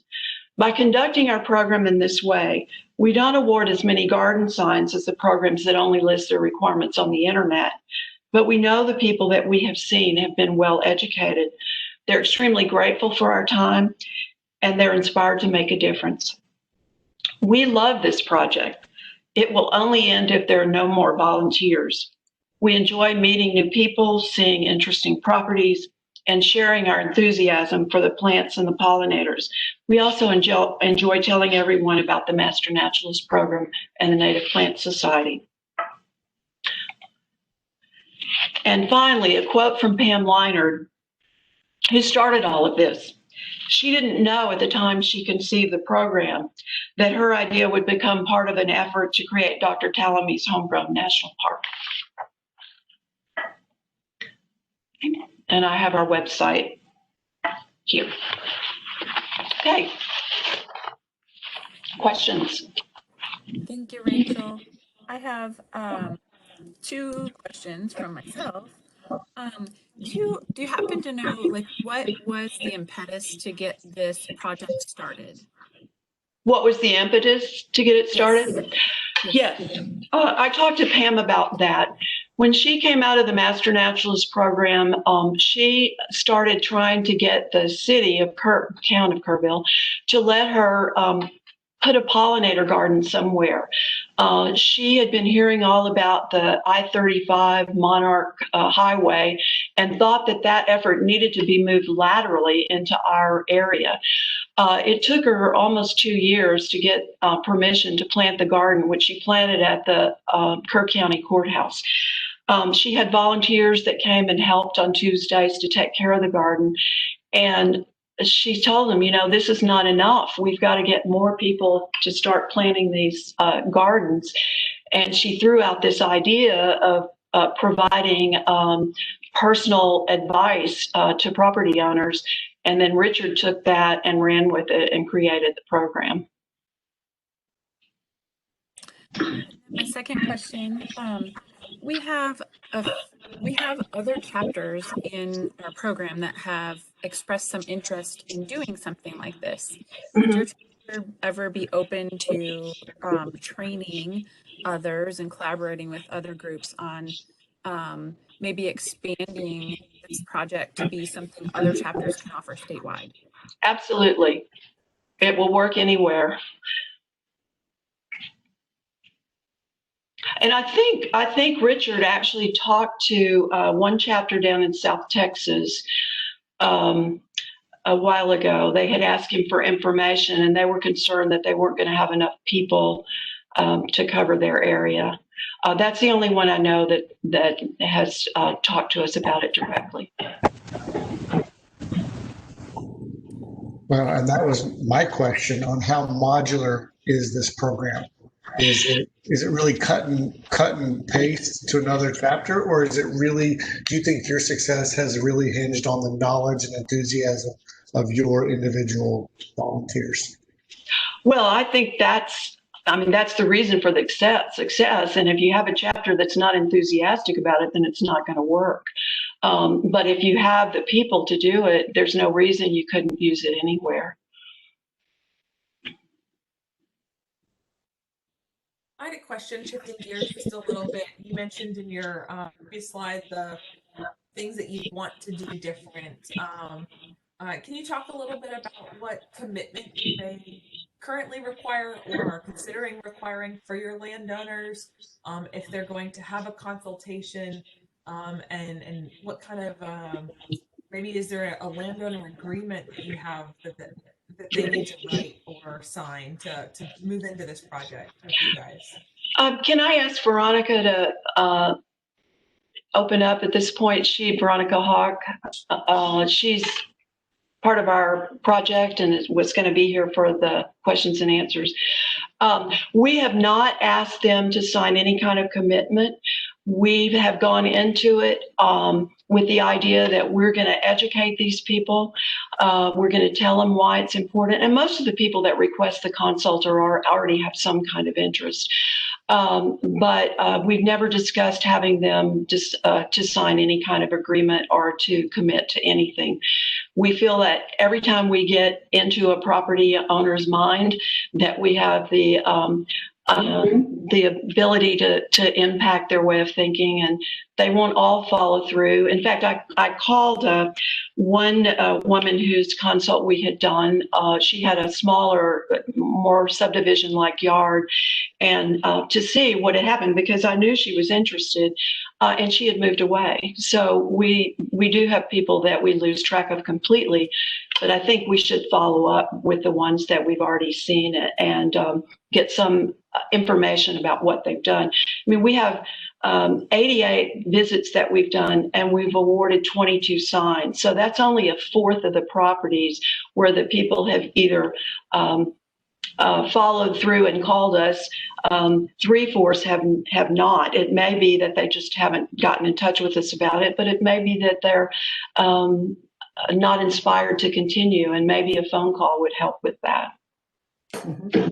I would have to say that we spend 2 hours with these people, and so they learn how passionate they are. They're passionate as well, and then we follow up with perhaps a fairly detailed report that they receive with pictures, so they understand, and also plant lists, so they understand that they can have an effect on the land. And as far as commitment goes, I don't think anyone really needs to sign anything. It is their property. And I think by the time they finish speaking with us, they're convinced that it's up to them to care for it. And no one else will do it for them. And they can care for it in such a way that it affects migrating species. That's a big concept right there. So I think that most of them are kind of brought in, and they end up understanding the impact that they could possibly have. And I don't think you can turn away from that after a while, right? Thank you. Real quickly, because we're running out of time, I just have a question about do any of your landowners keep blogs of any of the pollinators or wildlife or species diversity that they see coming into these pollinator gardens after they've replanted? I don't know that any of them do that, but you bring up a very good idea and a good point. We also got permission in Verney over a 2-year period of time to plant a demonstration pollinator garden at our new visitor center on Main Street, so it's very visible. And we have asked one of the photographers in our chapter to periodically go over there and take photos of what plants are blooming and what pollinators are there, so we can keep track of it. And I think that that's something would be a very good idea to suggest to our property owners. Interesting aside about our little garden there, back several weeks ago, I had stopped by just to check on it, and I noticed that our Texas milkweed just looked awful. And I went over there, and we had monarch larvae. We had the caterpillars eating up our plants. There were 13 of them in a very small area. So even a small garden, like some of the property owners will be planting, can create that kind of excitement. So I think that would be a good addition to the program.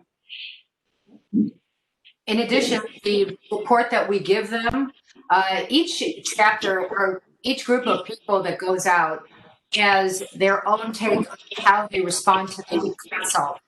What we happen to do a report for the property owner, and I tell people that they can take this list, the plant list, and the photographs, and it could be the beginning of their documentation of what happens on their property. And I think they're starting to get up with that, because when we taught the Native Landscape Certification Program last weekend, one of the ladies brought her book. And while she had not had consult yet, she was documenting all the species of native plants, all the species of pollinators that were coming through that she'd never seen before. She was getting more and more information to create this book or this document about her property. So yes, the whole thing is kind of coming together right now. Great idea. Thank you, Todd. Thank you. Okay, we do have to move on to our next presentation. Thank you, ladies. Check the chat. There's some good ideas and information for you there too, if you don't already have it. Our next presentation will be from the Longleaf Ridge chapter. We have Danielle Horton presenting on that. And Danielle, just to give you a overview of the events that took place this morning. So Danielle will be presenting a project that is in the planning and development stage. And she did check in this morning with a little apprehension about presenting today because the project is in that stage. But I encouraged her to present, and this would be a great opportunity for feedback for them too. I'm having trouble stopping my sharing.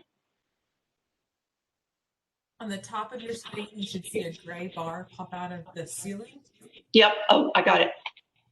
Thank you. And then 1 second, I'm going to hand over permissions to you, Danielle. Okay. Can you hear me? Yep. All right, good. Excellent. Okay. All right. You should be able to share. The share tray is at the bottom. Our desktop is at the bottom. You'll be able to share and then pick the window that you want to share. Okay, perfect. Yeah, my name is Danielle Horton. I'm with the Longleaf Ridge chapter. And one thing that we are working on are we're getting some grants together and doing some planning for an inclusive family birding club. Some of the ideas came from one of our partners in the state parks community, and we've decided to pick it up and really run with it. It is a birding club that's in the interest of creating more inclusive opportunities for underrepresented communities to come and be a part of our nature enthusiasm. So in Jasper, just so you have an idea of the background of our region, we are in the Piney Woods ecological region, which is I'm glad that they chose birding because we have a lot of opportunities. We're at a really good point in the combination of migrations, and there are birds to see all year round here. Danielle, sorry. Yes, ma'am. If you were sharing a presentation yet, we don't see it. Oh, I'm not. Okay, no, sorry, I didn't mean to cut in. No, that's fine. No, I don't have a PowerPoint for this, so we'll mostly be just sharing, and I'll answer some questions and, of course, take some feedback as well. Our community is 42% Caucasian and 44% African American non-Latino as of the 2010 census. We'll see what the 2020 census has to tell us about that. And 11% Latino population. So we have really 50 to 53% of our surrounding community that is underrepresented in our chapter because our chapter is 90 to 100% Caucasian. So we were trying to, especially at the end of May with the Black Birders Week, where they were highlighting based on the Central Park birdwatching incident, where a Black naturalist was birdwatching and had asked a resident there to take her dog off onto a leash, and she reported him. And that created a lot of awareness around safety, especially for minority nature enthusiasts. So at the end of May, Black Birders Week began, and they highlighted a lot of the challenges and the celebrations of having this particular relationship to nature and to the community. So we're kind of looking at this combination of community and culture. So before I talk about the actual plan for the birding club, I did want to share, because one thing that we're doing is going into these communities, and a priority is to invite these communities to come and be a part of the club, rather than just advertise or present that we have this opportunity and then wait for them to come to us. So there, some of the things that we're planning are specifically to kind of reach out and create that invitation. And for me, part of that is I do the technology management for our chapter. So that means I make sure that our chapter is webcast via WebEx, and that other people can, wherever you are, basically, you don't have to necessarily be there in person. And I also do a lot of work with social justice and with restorative justice. So it's a priority of mine to create equity through hearing the needs of the community that is surrounding, and then try to work to meet those needs. So I'd like to present just a short video for us to watch. It's a couple minutes. And thinking about, at the beginning of that video, thinking about what you would expect the needs of that underrepresented community would be coming into a birding club, a family inclusive birding club, and then see if you're surprised at any of the things that this naturalist reports when as important rules for birding. Let's see here.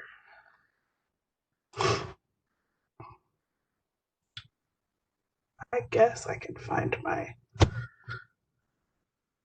sorry guys.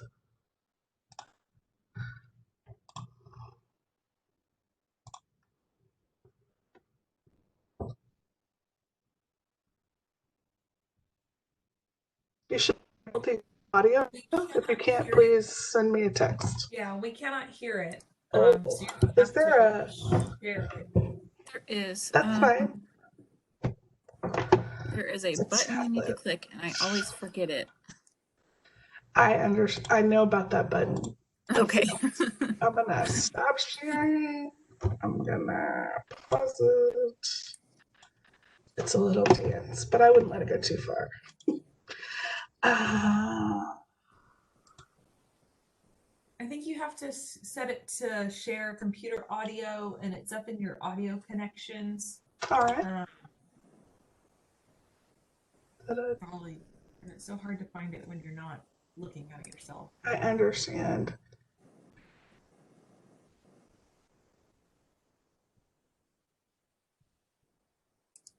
Oh, here we go.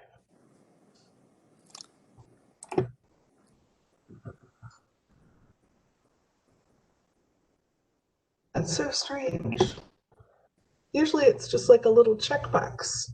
Yeah, the other thing you might need to check is to optimize. So when you share, check optimize motion for motion and video. Oh, there it goes. Here we go. Checked. Correct.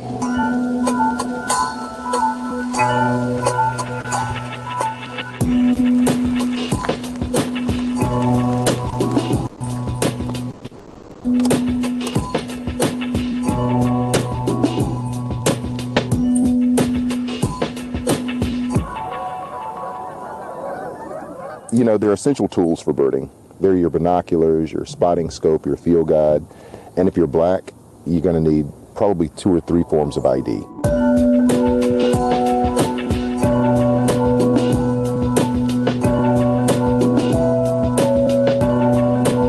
Never wear a hoodie, ever. The word for an African American in camouflage is incognito. Blackbirds are your birds. Red-winged blackbirds, grackles, rusty blackbirds, brewer's blackbirds, black scoters, the acclaimed black brant. crows, ravens, and blackbirds are largely maligned. Any bird that's black is my bird. You know, the edge of day as light is fading, those crepuscular hours are the times when many birds come to life. It's such a beautiful time to bird. But if you're a black birder and you're going to bird at night, you better be careful, because you might be perceived as being up to no good. Be prepared to be confused with the other black birder. When I meet another black birder, it's like encountering an ivory-billed woodpecker, an endangered species. Extinction looms. These are the rules for the black birder.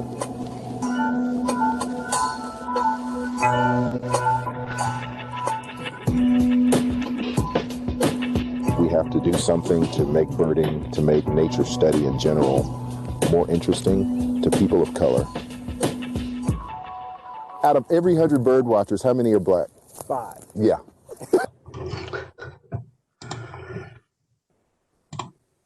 Okay, I'm going to start the sharing. So as I watched that video, I noticed that there were some expectations I would have around creating an inclusive birding community that was, I would want to make it interesting and fun and relatable and inclusive. And I might not, as a white person, think about the importance of it being safe. So, safe both emotionally and physically. So that's something that is going to be an important part as we look at this project. At the same time, our connections in the state park project that are informing us have helped us with a lot of the content and a lot of the activities and things that we'll be providing. We'll be having our staff that are volunteers that are birders coming in and giving talks about birding and maintaining any sites that we decide to create. And we're in the process of determining which sites those are. Of course, there will be a site or two at the state park. There'll be a site or two at the state park, and there will also be, in the interest of access and inclusion, we'll be creating some opportunities for local hikes that are more in town and more accessible to people who might not want to drive 5 or 10 minutes out of town to the state park. So we have helping with the inclusion is also the focus on a family project. So the projects that hands-on activities that we'll be providing monthly will be for children. So there will be like creating replicas of birds' nests and things like that that we have mapped out for each of the monthly meetings. So that is a curriculum that we seek to maintain. We'll be doing sign up for this program in November and December of this year. So we'll start, I'm actually creating part of these, like the video that you just watched, like could be part of opening the gates for creating this presentation to go into these communities and generate interest and get some signups. And we'll be launching in January. And I don't know, that's all I've got. I'm totally open for feedback and questions. They are calling me, saying that my daughter's school is on the phone, which is like typical of the middle of something like this. So if you guys don't That's mind, my fear for next week. Yeah. So yeah, I think my daughter just threw up at school, so I'm probably gonna have to go and pick her up. But I really can we send you some follow-up questions by email? That would be great. That would be totally good. Mm-hmm. Great. I hope it's okay. Thank you so much. Thanks for your encouragement, Michelle, and we'll see you guys at the big thing. Cool. Good luck. Thanks. All right, so if y'all have questions for Danielle, if you'd place them in the chat, and then we'll gather those and get those to her to respond to. We do have a little bit of a time. Our next group asked to be able, so our next presentation, the North Texas chapter, asked to be able to come in a little later because they were trying to juggle a work schedule and the presentation time. So they've asked for 11:45 start time, which spur of the moment I agreed to. So we have a little bit of time to actually enter these questions into chat. We'll get those to Danielle, and then you can take a break too. Or if there are any, if for the rest of the people, let's see, that are still on, if you have questions of any of the groups that have presented already this morning, we do have a couple people on still. Veronica with the Hill Country chapter, and then April, I think April's with the North Texas chapter coming up. So may I ask you a question? You bet. Could you tell me if we will be able to have a copy of this recording? Yes. What are you going to do with this recording once this part is over? Oh, so like this part here, I can pause the recording. No, what I mean is what will you do with the recording after this? Is it going to be available for, like others in our chapter? I want to brag on Rachel. Yeah, so our plan was, you know, this is a very different approach that we've had to take with the project presentations for the project fair this year. So our plan was to be able to, we'll have these recorded, and if you wanted to share with us PDFs of your presentation, we'd like to be able to put that on our meeting apps and our website so that people can, who weren't able to attend the meeting or, you know, this event, that they can go back and view those later. We will be talking about them throughout the meeting next week. And so there will be traffic directed to the recordings and the presentations to view. Thank you very much.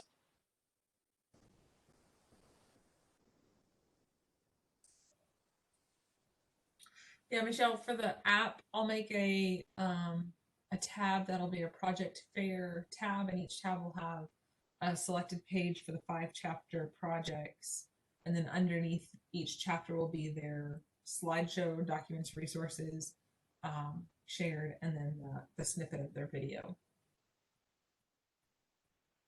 That's the goal. That's the end goal. We'll see how long that takes me to get to that end goal.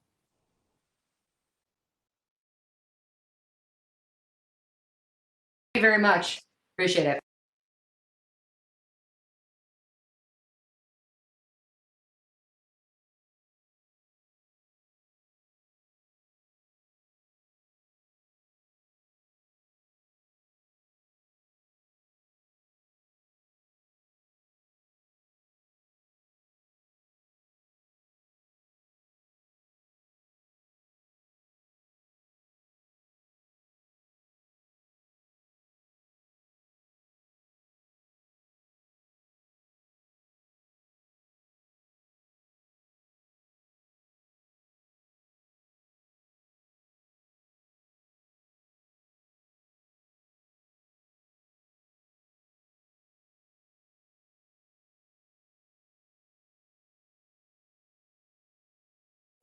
So we're on an extended break, is that correct?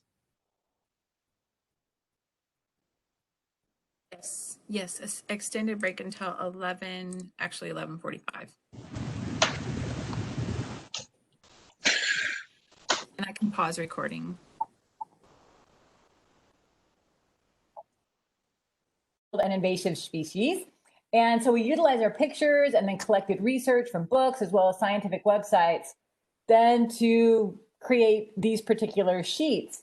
And on them, we put in pictures of the different growth stages of each plant and what the common and lookalike plants are, because nothing's worse than pulling out something that's good. And most importantly, how to remove these plants, because our task from the Parks Department is we could not use any chemicals.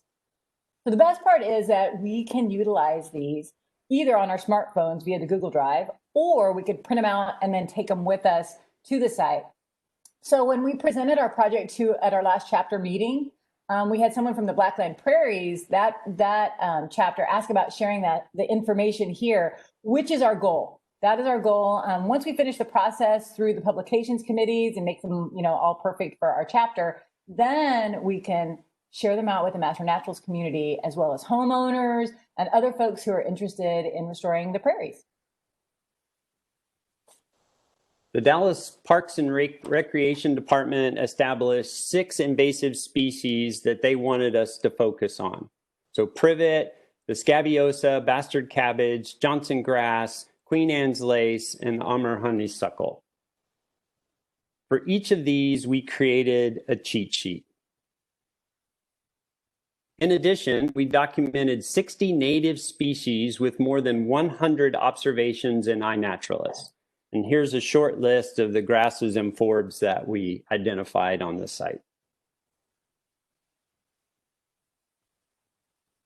All right, so goal number 2 is our project workday. So we started with the plan when we met in February, and then the pandemic hit. So we had to wait until we received the guidelines to getting together in smaller groups. So instead of working on the privet and the honeysuckle, this brought us to May. And May, our objective became to reduce Queen Anne's lace and the Johnson grass, because that was what was most prolific on the prairie at that time. And each member brought their own supplies. And we also were able to just get donations for any extra things that we needed on that work day. So we were able to save our budget for something else. So we didn't use that. Okay, so here we are at the site on our work day. And as y'all know, when you get to go out into the field, there is nothing like it with your comrades and getting out there and taking care of business. So we did make sure that our workday followed the project or the guidelines. Oh man, sorry. And so we made sure that everybody had masks on, and we also were 6 feet apart during our entire time together.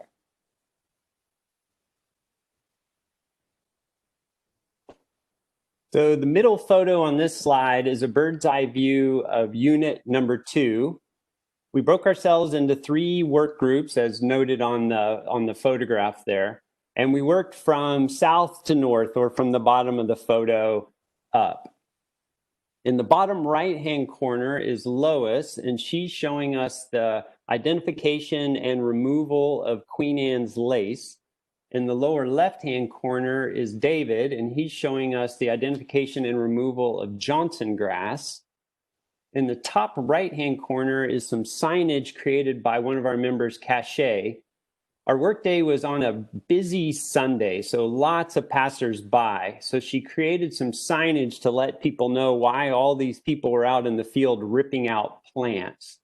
It really piqued the interest of some of the passers-by, and they stopped and asked questions, and some of them even jumped in and helped us out. All right, so the next 2 slides are showing you pictures from our work day. So we were really fortunate to have had a few rainy days prior to our day together. So it made ripping out these invasives much easier. And you can see our little work line here in that bigger picture as we methodically move into the prairie. So it was really satisfying bagging up all that Queen Anne's lace and the Johnson grass. And you can see in that middle picture at the top, one of our members, Rob, the bag that he has is almost as tall as he is. And then down at the bottom, that was a truckload that we got off of the property. This next one is at the top left there is our awesome photographer and videographer, Katie Spurgeon. She did a great job of capturing these wonderful moments of us ripping out some invasives. And there were some people, though, who couldn't make it on that day. So they went out in either smaller groups or by themselves. And again, just getting these invasives off of the property, it was key. And even with our masks all on, you can probably tell that there were some pretty big smiles behind those masks. All right, goal number 3, the 3-year plan. Our 3-year plan includes regular monitoring and work days to control the invasive species. We'll continue documenting biodiversity in iNaturalist and seed collection, which Haley will tell you about in a moment. The other half of our 3-year plan will include seed dispersal that goes along with the seed collection that Haley is going to be telling you about. And we're going to continue to work with the Parks Department on managing the land to reduce fire risk and promoting native grass growth. So as we know that in order for wildflowers to thrive, they really need to have a good, healthy spot of native grasses as well. And then lastly is outreach to connect with the community and educate folks about the Blackland Prairie. The bonus is our chapter has now approved our project to be included for volunteer hours for all of the North Texas Master Naturalist volunteers. And as you know, with more hands, more work can get done. So now I'm going to turn this on over to Haley Spencer, and she's going to tell you about the next piece of our project. All right, seed collection. So we expanded our plan to include seed collection once we realized there was so much interest and enthusiasm about seeds. And we ended up doing a lot of research and sort of added to the data that's out there, the body of knowledge about the Blackland Prairie. So as seed collection, our goals are to restore. So we're collecting seeds for dispersal on our site to replace the invasive species that we removed, and to help reseed other prairie restoration projects around White Rock Lake that has low biodiversity. And then outreach, we have created a shareable seed document that has images and information about wildflowers and grasses to help with the seed collection and germination. So as part of our seed collection, our goals have been to regularly go out and monitor the plants to see when the best reseeding times are, when to collect them, and to keep documentation of that, and to help train the volunteers that come out to help us on seed collection and storage. Then we've also started a seed bank with all of the seeds that we've collected. We have 14 different species of seeds that we've collected. And we are hoping to be able to start distributing those to other restoration projects. We have increased our public outreach and education and started plans for making some seed bomb workshops and other seed information sessions. So we have a class that we're teaching to our own group about grasses next week. So we'll learn about some of the native grasses and how to collect the seeds and then add those to our seed bank. Then we have some documentation that we're constantly updating, and those will be shareable documents like our plant cheat sheets. These can be accessed virtually or printed and given to people who are working on their own projects. And then lastly, we have a test site. We are partnering with the local elementary school that's just a mile or so from Unit 2. And they will be doing a long-term study to experiment with the seed treatment and germination to determine the best practice for replanting these seeds. And then we will add that information to our document as it becomes available. So this is an example of our seed sheet, and it has some pictures of the blossoms and then pictures of the seed heads or pods as the seeds are ready to be collected, and then images of seeds, which we found there are not a lot of images of seeds out there for our natives. So we were trying to take some pictures to help people understand how to collect the seeds and then what they're actually looking for. So it has some information about the plants, when the seeds are ready to be collected, and how to do that. So our project impact, I will now be sharing some of the results of our volunteer efforts this year. So we removed about an acre of Queen Anne's lace from the site, which then reduced the seed dispersal of Queen Anne's lace because those plants were then removed. And it made space to facilitate the growth of the natives that are already on the site. We have a lot of biodiversity, so getting rid of the invasive plants really is going to make some space for the beautiful native plants that are already there. So we documented 60 different species on Unit 2 through our survey efforts, and then we created our seed collection master document with the collection methods and storage recommendations. We've also collected seeds from 14 different native species, which will increase next week once we add grasses to our bank. And we've created a project model and the document templates that will be turned over and shared with other restoration groups. We've created our 3-year plan. We've put in over 350 volunteer hours on this project since January, and everyone involved in our project was able to complete the requirements despite the pandemic. Next steps.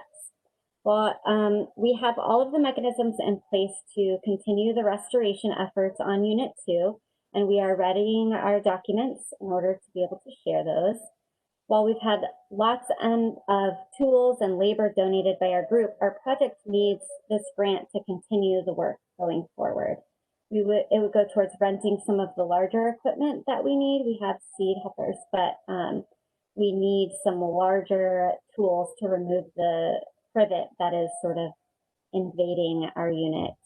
And it would also go to funding supplies for seed collection and seed banking, and for promoting workshops for the education about our unit and other Blackland Prairie spaces around White Rock Lake. It's a beautiful space, and we want to teach people about it. In conclusion, we have dedicated our project. 2020 is a strange and challenging year to become a master naturalist. Our passionate team was unwilling to quit and persevered through every challenge that we faced. We have made ample progress, and we've all learned and grown a lot over the last 6 months. Among this group of remarkable volunteers who continue to work on our prairie project is the wife of late Lee Kelton, both of whom are champions of nature and prairie restoration. We are reminded that we stand on the shoulders of giants, and it's in this spirit that we dedicate this project to the memory of Henry Lee Kelton Jr., North Texas Master Naturalist Class of 2014. I will now open the floor to questions and answers. Lois is going to help us answer some questions that you might have. Okay. I had a question, and I apologize if I may have missed this earlier. What is the current use of Unit 2, or what are the plans for Unit 2's use as part of the city's larger Parks and Rec team? Well, as far as usage, it's not really like there is no picnic area. It is more of just kept as a natural area. They mow the outer edges about maybe 9 feet in, so that they keep that back. But there are parts of the 16 units around White Rock Lake that are kept natural. So you can walk into it, you can do things, but it's not specifically set up for you to have like picnics or people to go and enjoy. Boy Scouts have been coming in, putting in posts and putting bird houses. But overall, it's not really set as a like some places where there are picnic tables and they make it for that. Did that answer that? Yeah, absolutely. You mentioned, Haley, and kind of your next steps, the want to have more educational outreach with the site. I wonder if having signs along the trails or right at the opening space to Unit 2 for the public to know, one, what you guys are doing out there, and what the benefits are for them as a larger part of that community. Yeah, oh, I'm sorry, Haley, if you want to answer that. No, that's brilliant. That's good. Well, and see, if we received part of the grant monies, we could actually utilize and work with Brett Johnson, with the city liaison, to find out how to make signage to possibly have, where you can take your iPhone and scan it, and it would go to a site and give a lot of information about either plants, how to get a hold of us to maybe speak to a group. So there's a lot of ways we could do that. We just have to work with the city to make sure we follow their guidelines of what to put in there. Yeah, QR codes that go to all of those seed ID cheat sheets that you've already made, and how to make seed bombs and all kinds of things. That's just kind of a rolling downhill. There's so many opportunities with that type of signage that then provide back into that project. We definitely need to do that. I saw someone said, once your invasives are collected, where do you go from there? Where do they go? Mr. Johnson said to put them in the dumpsters. So he actually, that photo you saw of the truck, it was his truck, our city liaison, and he put them in the dumpster, and then the dumpsters are taken not where I would want them to go, probably to our landfill, but that was the city's choice as to where they told us to put them. We can't leave them around in the area where the lake maybe is. So, but he said, and he dumped them in the large dumpsters over by one of the areas. So we have to kind of go with what they say. What else? Is Unit 2 still part of the White Rock OAO? I don't think it's part of the specific homeowners association. There are ones around there, and they actually have been adopted by that unit. There's one over by the bathhouse that's been adopted. And what our goal would be is to work with those homeowners associations and Boy Scout groups who have adopted that area. And then what we can do is share on how they can take out that Queen Anne's lace. It's a biennial. What they can introduce from our seeds that hopefully we'll have collected that they can then introduce into the ground after they pull that, or the Johnson grass. So what the ultimate goal is, they would maybe invite us when we can all see each other, and we could give them a similar presentation of this is what you can do to your area and this is how we can help you. And then we can get all units without the Queen Anne's lace. It is just, it's awful. Did the project initiate this idea? This came from the city. They asked us to take this on as that unit in particular, and they've asked us before, as far as Master Naturalist, to do different things. Okay. What's the distance between the original White Rock Lake unit and this unit 2? Like, how close in proximity are they together? I'm not sure what you're asking. I can walk to the actual lake from that. We surround, all those units are around all the lake. Okay. The road, there actually is a road that drives right by this, so people see all of it. So you can walk over and jump in the lake if you wanted. Okay, so it's pretty close to the bathhouse, right? Probably, Walking what would distance. you all think, half a mile? Yeah. Okay. Yeah. You know, I don't think I'd want to walk over there, but yeah. We're in Unit 2. And this project still has, great support from the homeowners around it, and they're pretty supportive of that, of the prairie there, and so even this unit has that support system with it too. Right. I'd like to also just add in to answer the question. So there's this one long street, Lother there. That's where everybody's running, and it goes right underneath Mockingbird Lane, if you're familiar with the area. And then right there is the lake. So like Lois said, you could easily just walk maybe not even a quarter of a mile. It's just right underneath it. But this particular, that pathway just goes by, and I mean, it's just streaming with people on the weekends for sure. Yeah. So, any other questions for this group? Yeah. Yes, sir. So you made cheat sheets for the plant ID. Yes.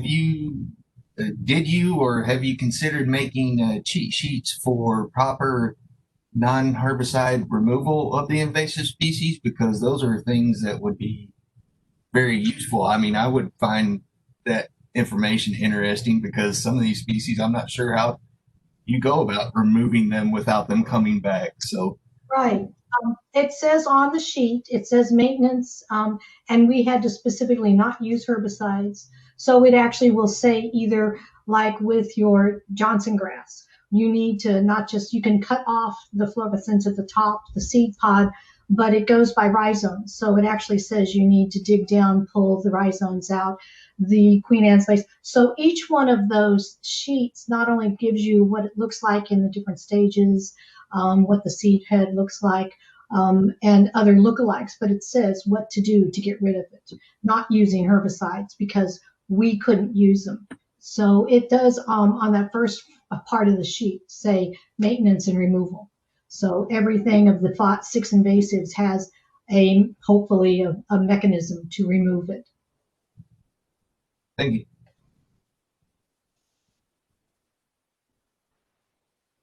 Okay. Anything else? Oh, I'm seeing a question. You wanted us to share one of the sheets with you now? I think there was one on a previous slide. Can you? There is, yeah. Here I come. Let me try to back up to that. Bear with me a second. And maybe we can expand the page.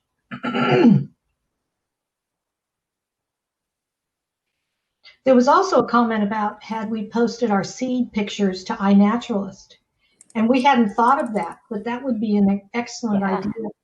So we'll be putting those on Haley and any of us who have seeds that I just harvested. Or as part of your biological inventory, creating an iNaturalist project for the Unit 2 acreage. There is one created for our Unit 2. So everything that anybody takes pictures of should be able to be uploaded to our Unit 2. On the side of your web thing, it says, I'm sorry, excuse me, it's got the little arrows up and then a plus and a minus. So if you increase your screen image, you hopefully will see our cheat sheet to say, like for bastard cabbage, it says management and removal, pull, cut the flower head, mowing can be done. Does that help y'all? Yep. I'm not seeing the navigation tools that you told me about. It's different for the person who's sharing. Yeah, I was going to say, depending on what you're on. Yeah. Okay. Mine are on the side. If you put your cursor over about middle on the side of the screen. They might not have it because they are sharing their screen right now. Oh, yeah, right.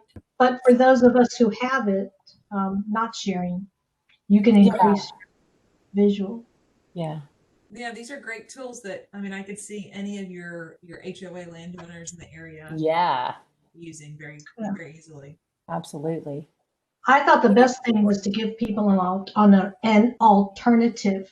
Don't just pull it out, but maybe put the seed for like a Gaillardia or, something that would take its place as opposed to just leave the exposed dirt. So really. The other piece of this too is from the Parks Department is that whatever we put onto this property needs to come from the property. So we can't go and order a bunch of seeds from Native Seeds and then put them onto the property. So that's another big part of why the team decided, you know what, let's get out there and really look at what's out there. How can we collect the seeds and then put those seeds back onto the property? And then, of course, working towards sharing it with the other units within White Rock Lake. And then, of course, doing workshops and things too. Yeah, so we're going to have to get file cabinets and storage, little glass containers and things for all of our seeds and have our seed packets to be able to hand out to people at, like, say, a HOA meeting that we could share with them, and we could bring our seed packets. But Haley and I are looking at how to, ideally, some of these need to be in a refrigerator, maybe a little refrigerator. So we want this to go long term and to just be beautiful over there. More than it is now. What did you do your presentation in? What program? It's in PowerPoint, but we had a ringer. So we had Cache Petty, who has exceptional skills for this kind of stuff. So she went over the top. She used vectors, didn't know that word applied to PowerPoint until her. But on this particular screen, she has some vectors in there which give it the shadow and all these other things. So it wasn't all created in PowerPoint. She used a lot of other tools and then pulled those things into this program. Yeah, she's pretty awesome. But all our pictures are from the site, so everything, yes. This is Betsy. I have one suggestion. Yeah. Your cheat sheets are absolutely wonderful. And if you're going to share them with other folks, you might want to include a little bit of TMN logo and your chapter name and things on there. That's right. It's going through our publication folks. So that way they can, tell us where they need to have, all the IDs and stuff like that. So yes, you are full on right. Yeah. I think we've got, Cache did a really good job, or she worked really hard to make sure the fonts and things were already up to standard. And it was just the logo piece that was, and those types of elements that were still yet to be done. It's pretty pretty amazing work. Good job. Thank you. We're super excited about it. We're real Well, proud. I'm impressed. Y'all are new Texas master naturalists, and you haven't lost your enthusiasm despite our current challenges. So, oh no, it's even more. Yeah. It makes us more determined. That's good. That's good. Keep it And up. so I'm clear on the cheat sheets. They're not published yet, or they're in the process of being published. They're in the process. All right. Yeah. No. We need that signage, and also just to clarify and make sure everything's right. We also have on the other side, we're starting a few of the native ones, your native plants. Not so much with the removal, but just so an ID sheet, just a real simple ID sheet for people to be able to know when they get out there that this is a good one. Don't get rid of it, plant.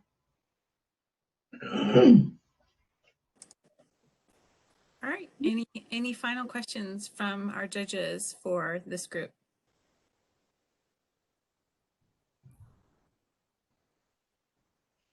Okay. All right. Well, I want to thank y'all for taking time out of your schedules today, work and otherwise, to make this presentation happen. So thank you for everything that you've rearranged in your own lives to be with us today. Thank you for the presentation, and we will be sharing results with you at the annual meeting next week. Yeah. Okay, Fantastic. Thank you. All right, thank you. Bye-bye. Adios.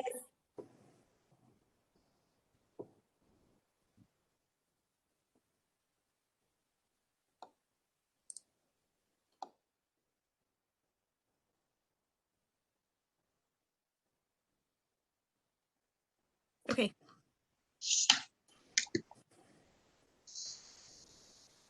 Down to the judges. So usually what we do is so that one person's scoring doesn't overweigh another person's scoring, if you'll add up your scores and then rank them, and then we can compare the ranks to figure out where everyone stands.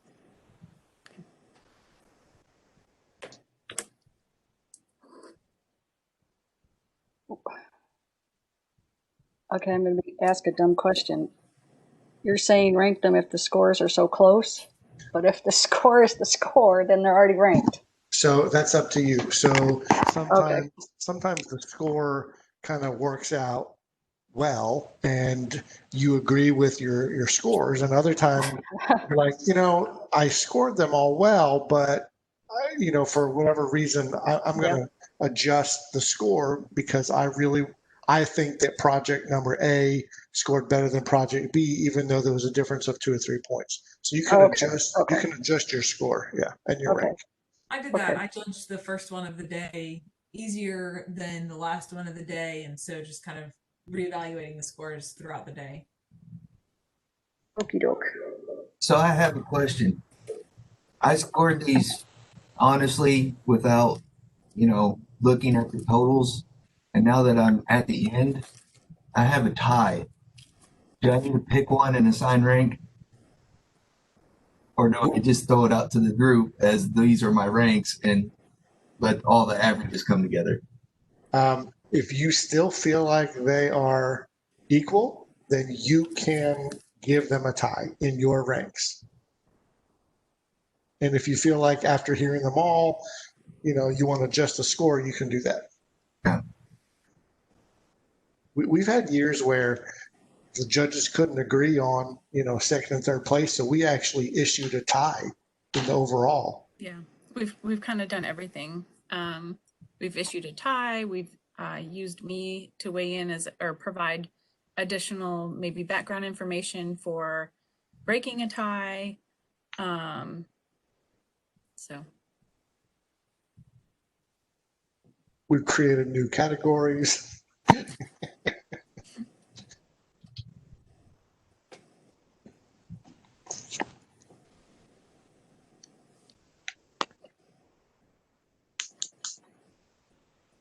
How do you want us to share our ranking now, Richard? Do you want us to put it into chat? Nah, I mean, we'll just go down the list when everyone's done. Okay. I got it. Oh boy.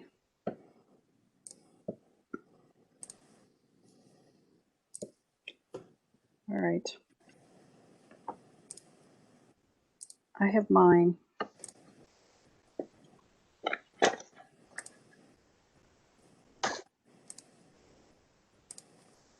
Okay. I'll take notes. So Michelle, you're welcome to do that, but I'm also doing it, and I can send this to you. Okay. It's just going to be a photograph, but like I normally hand you a slip of paper at the awards thing. Yeah. So if that's okay. Do you want me to read it out to you? Before you go, is everyone done? Oh yeah. Don't want to influence the audience. Michelle, are you done?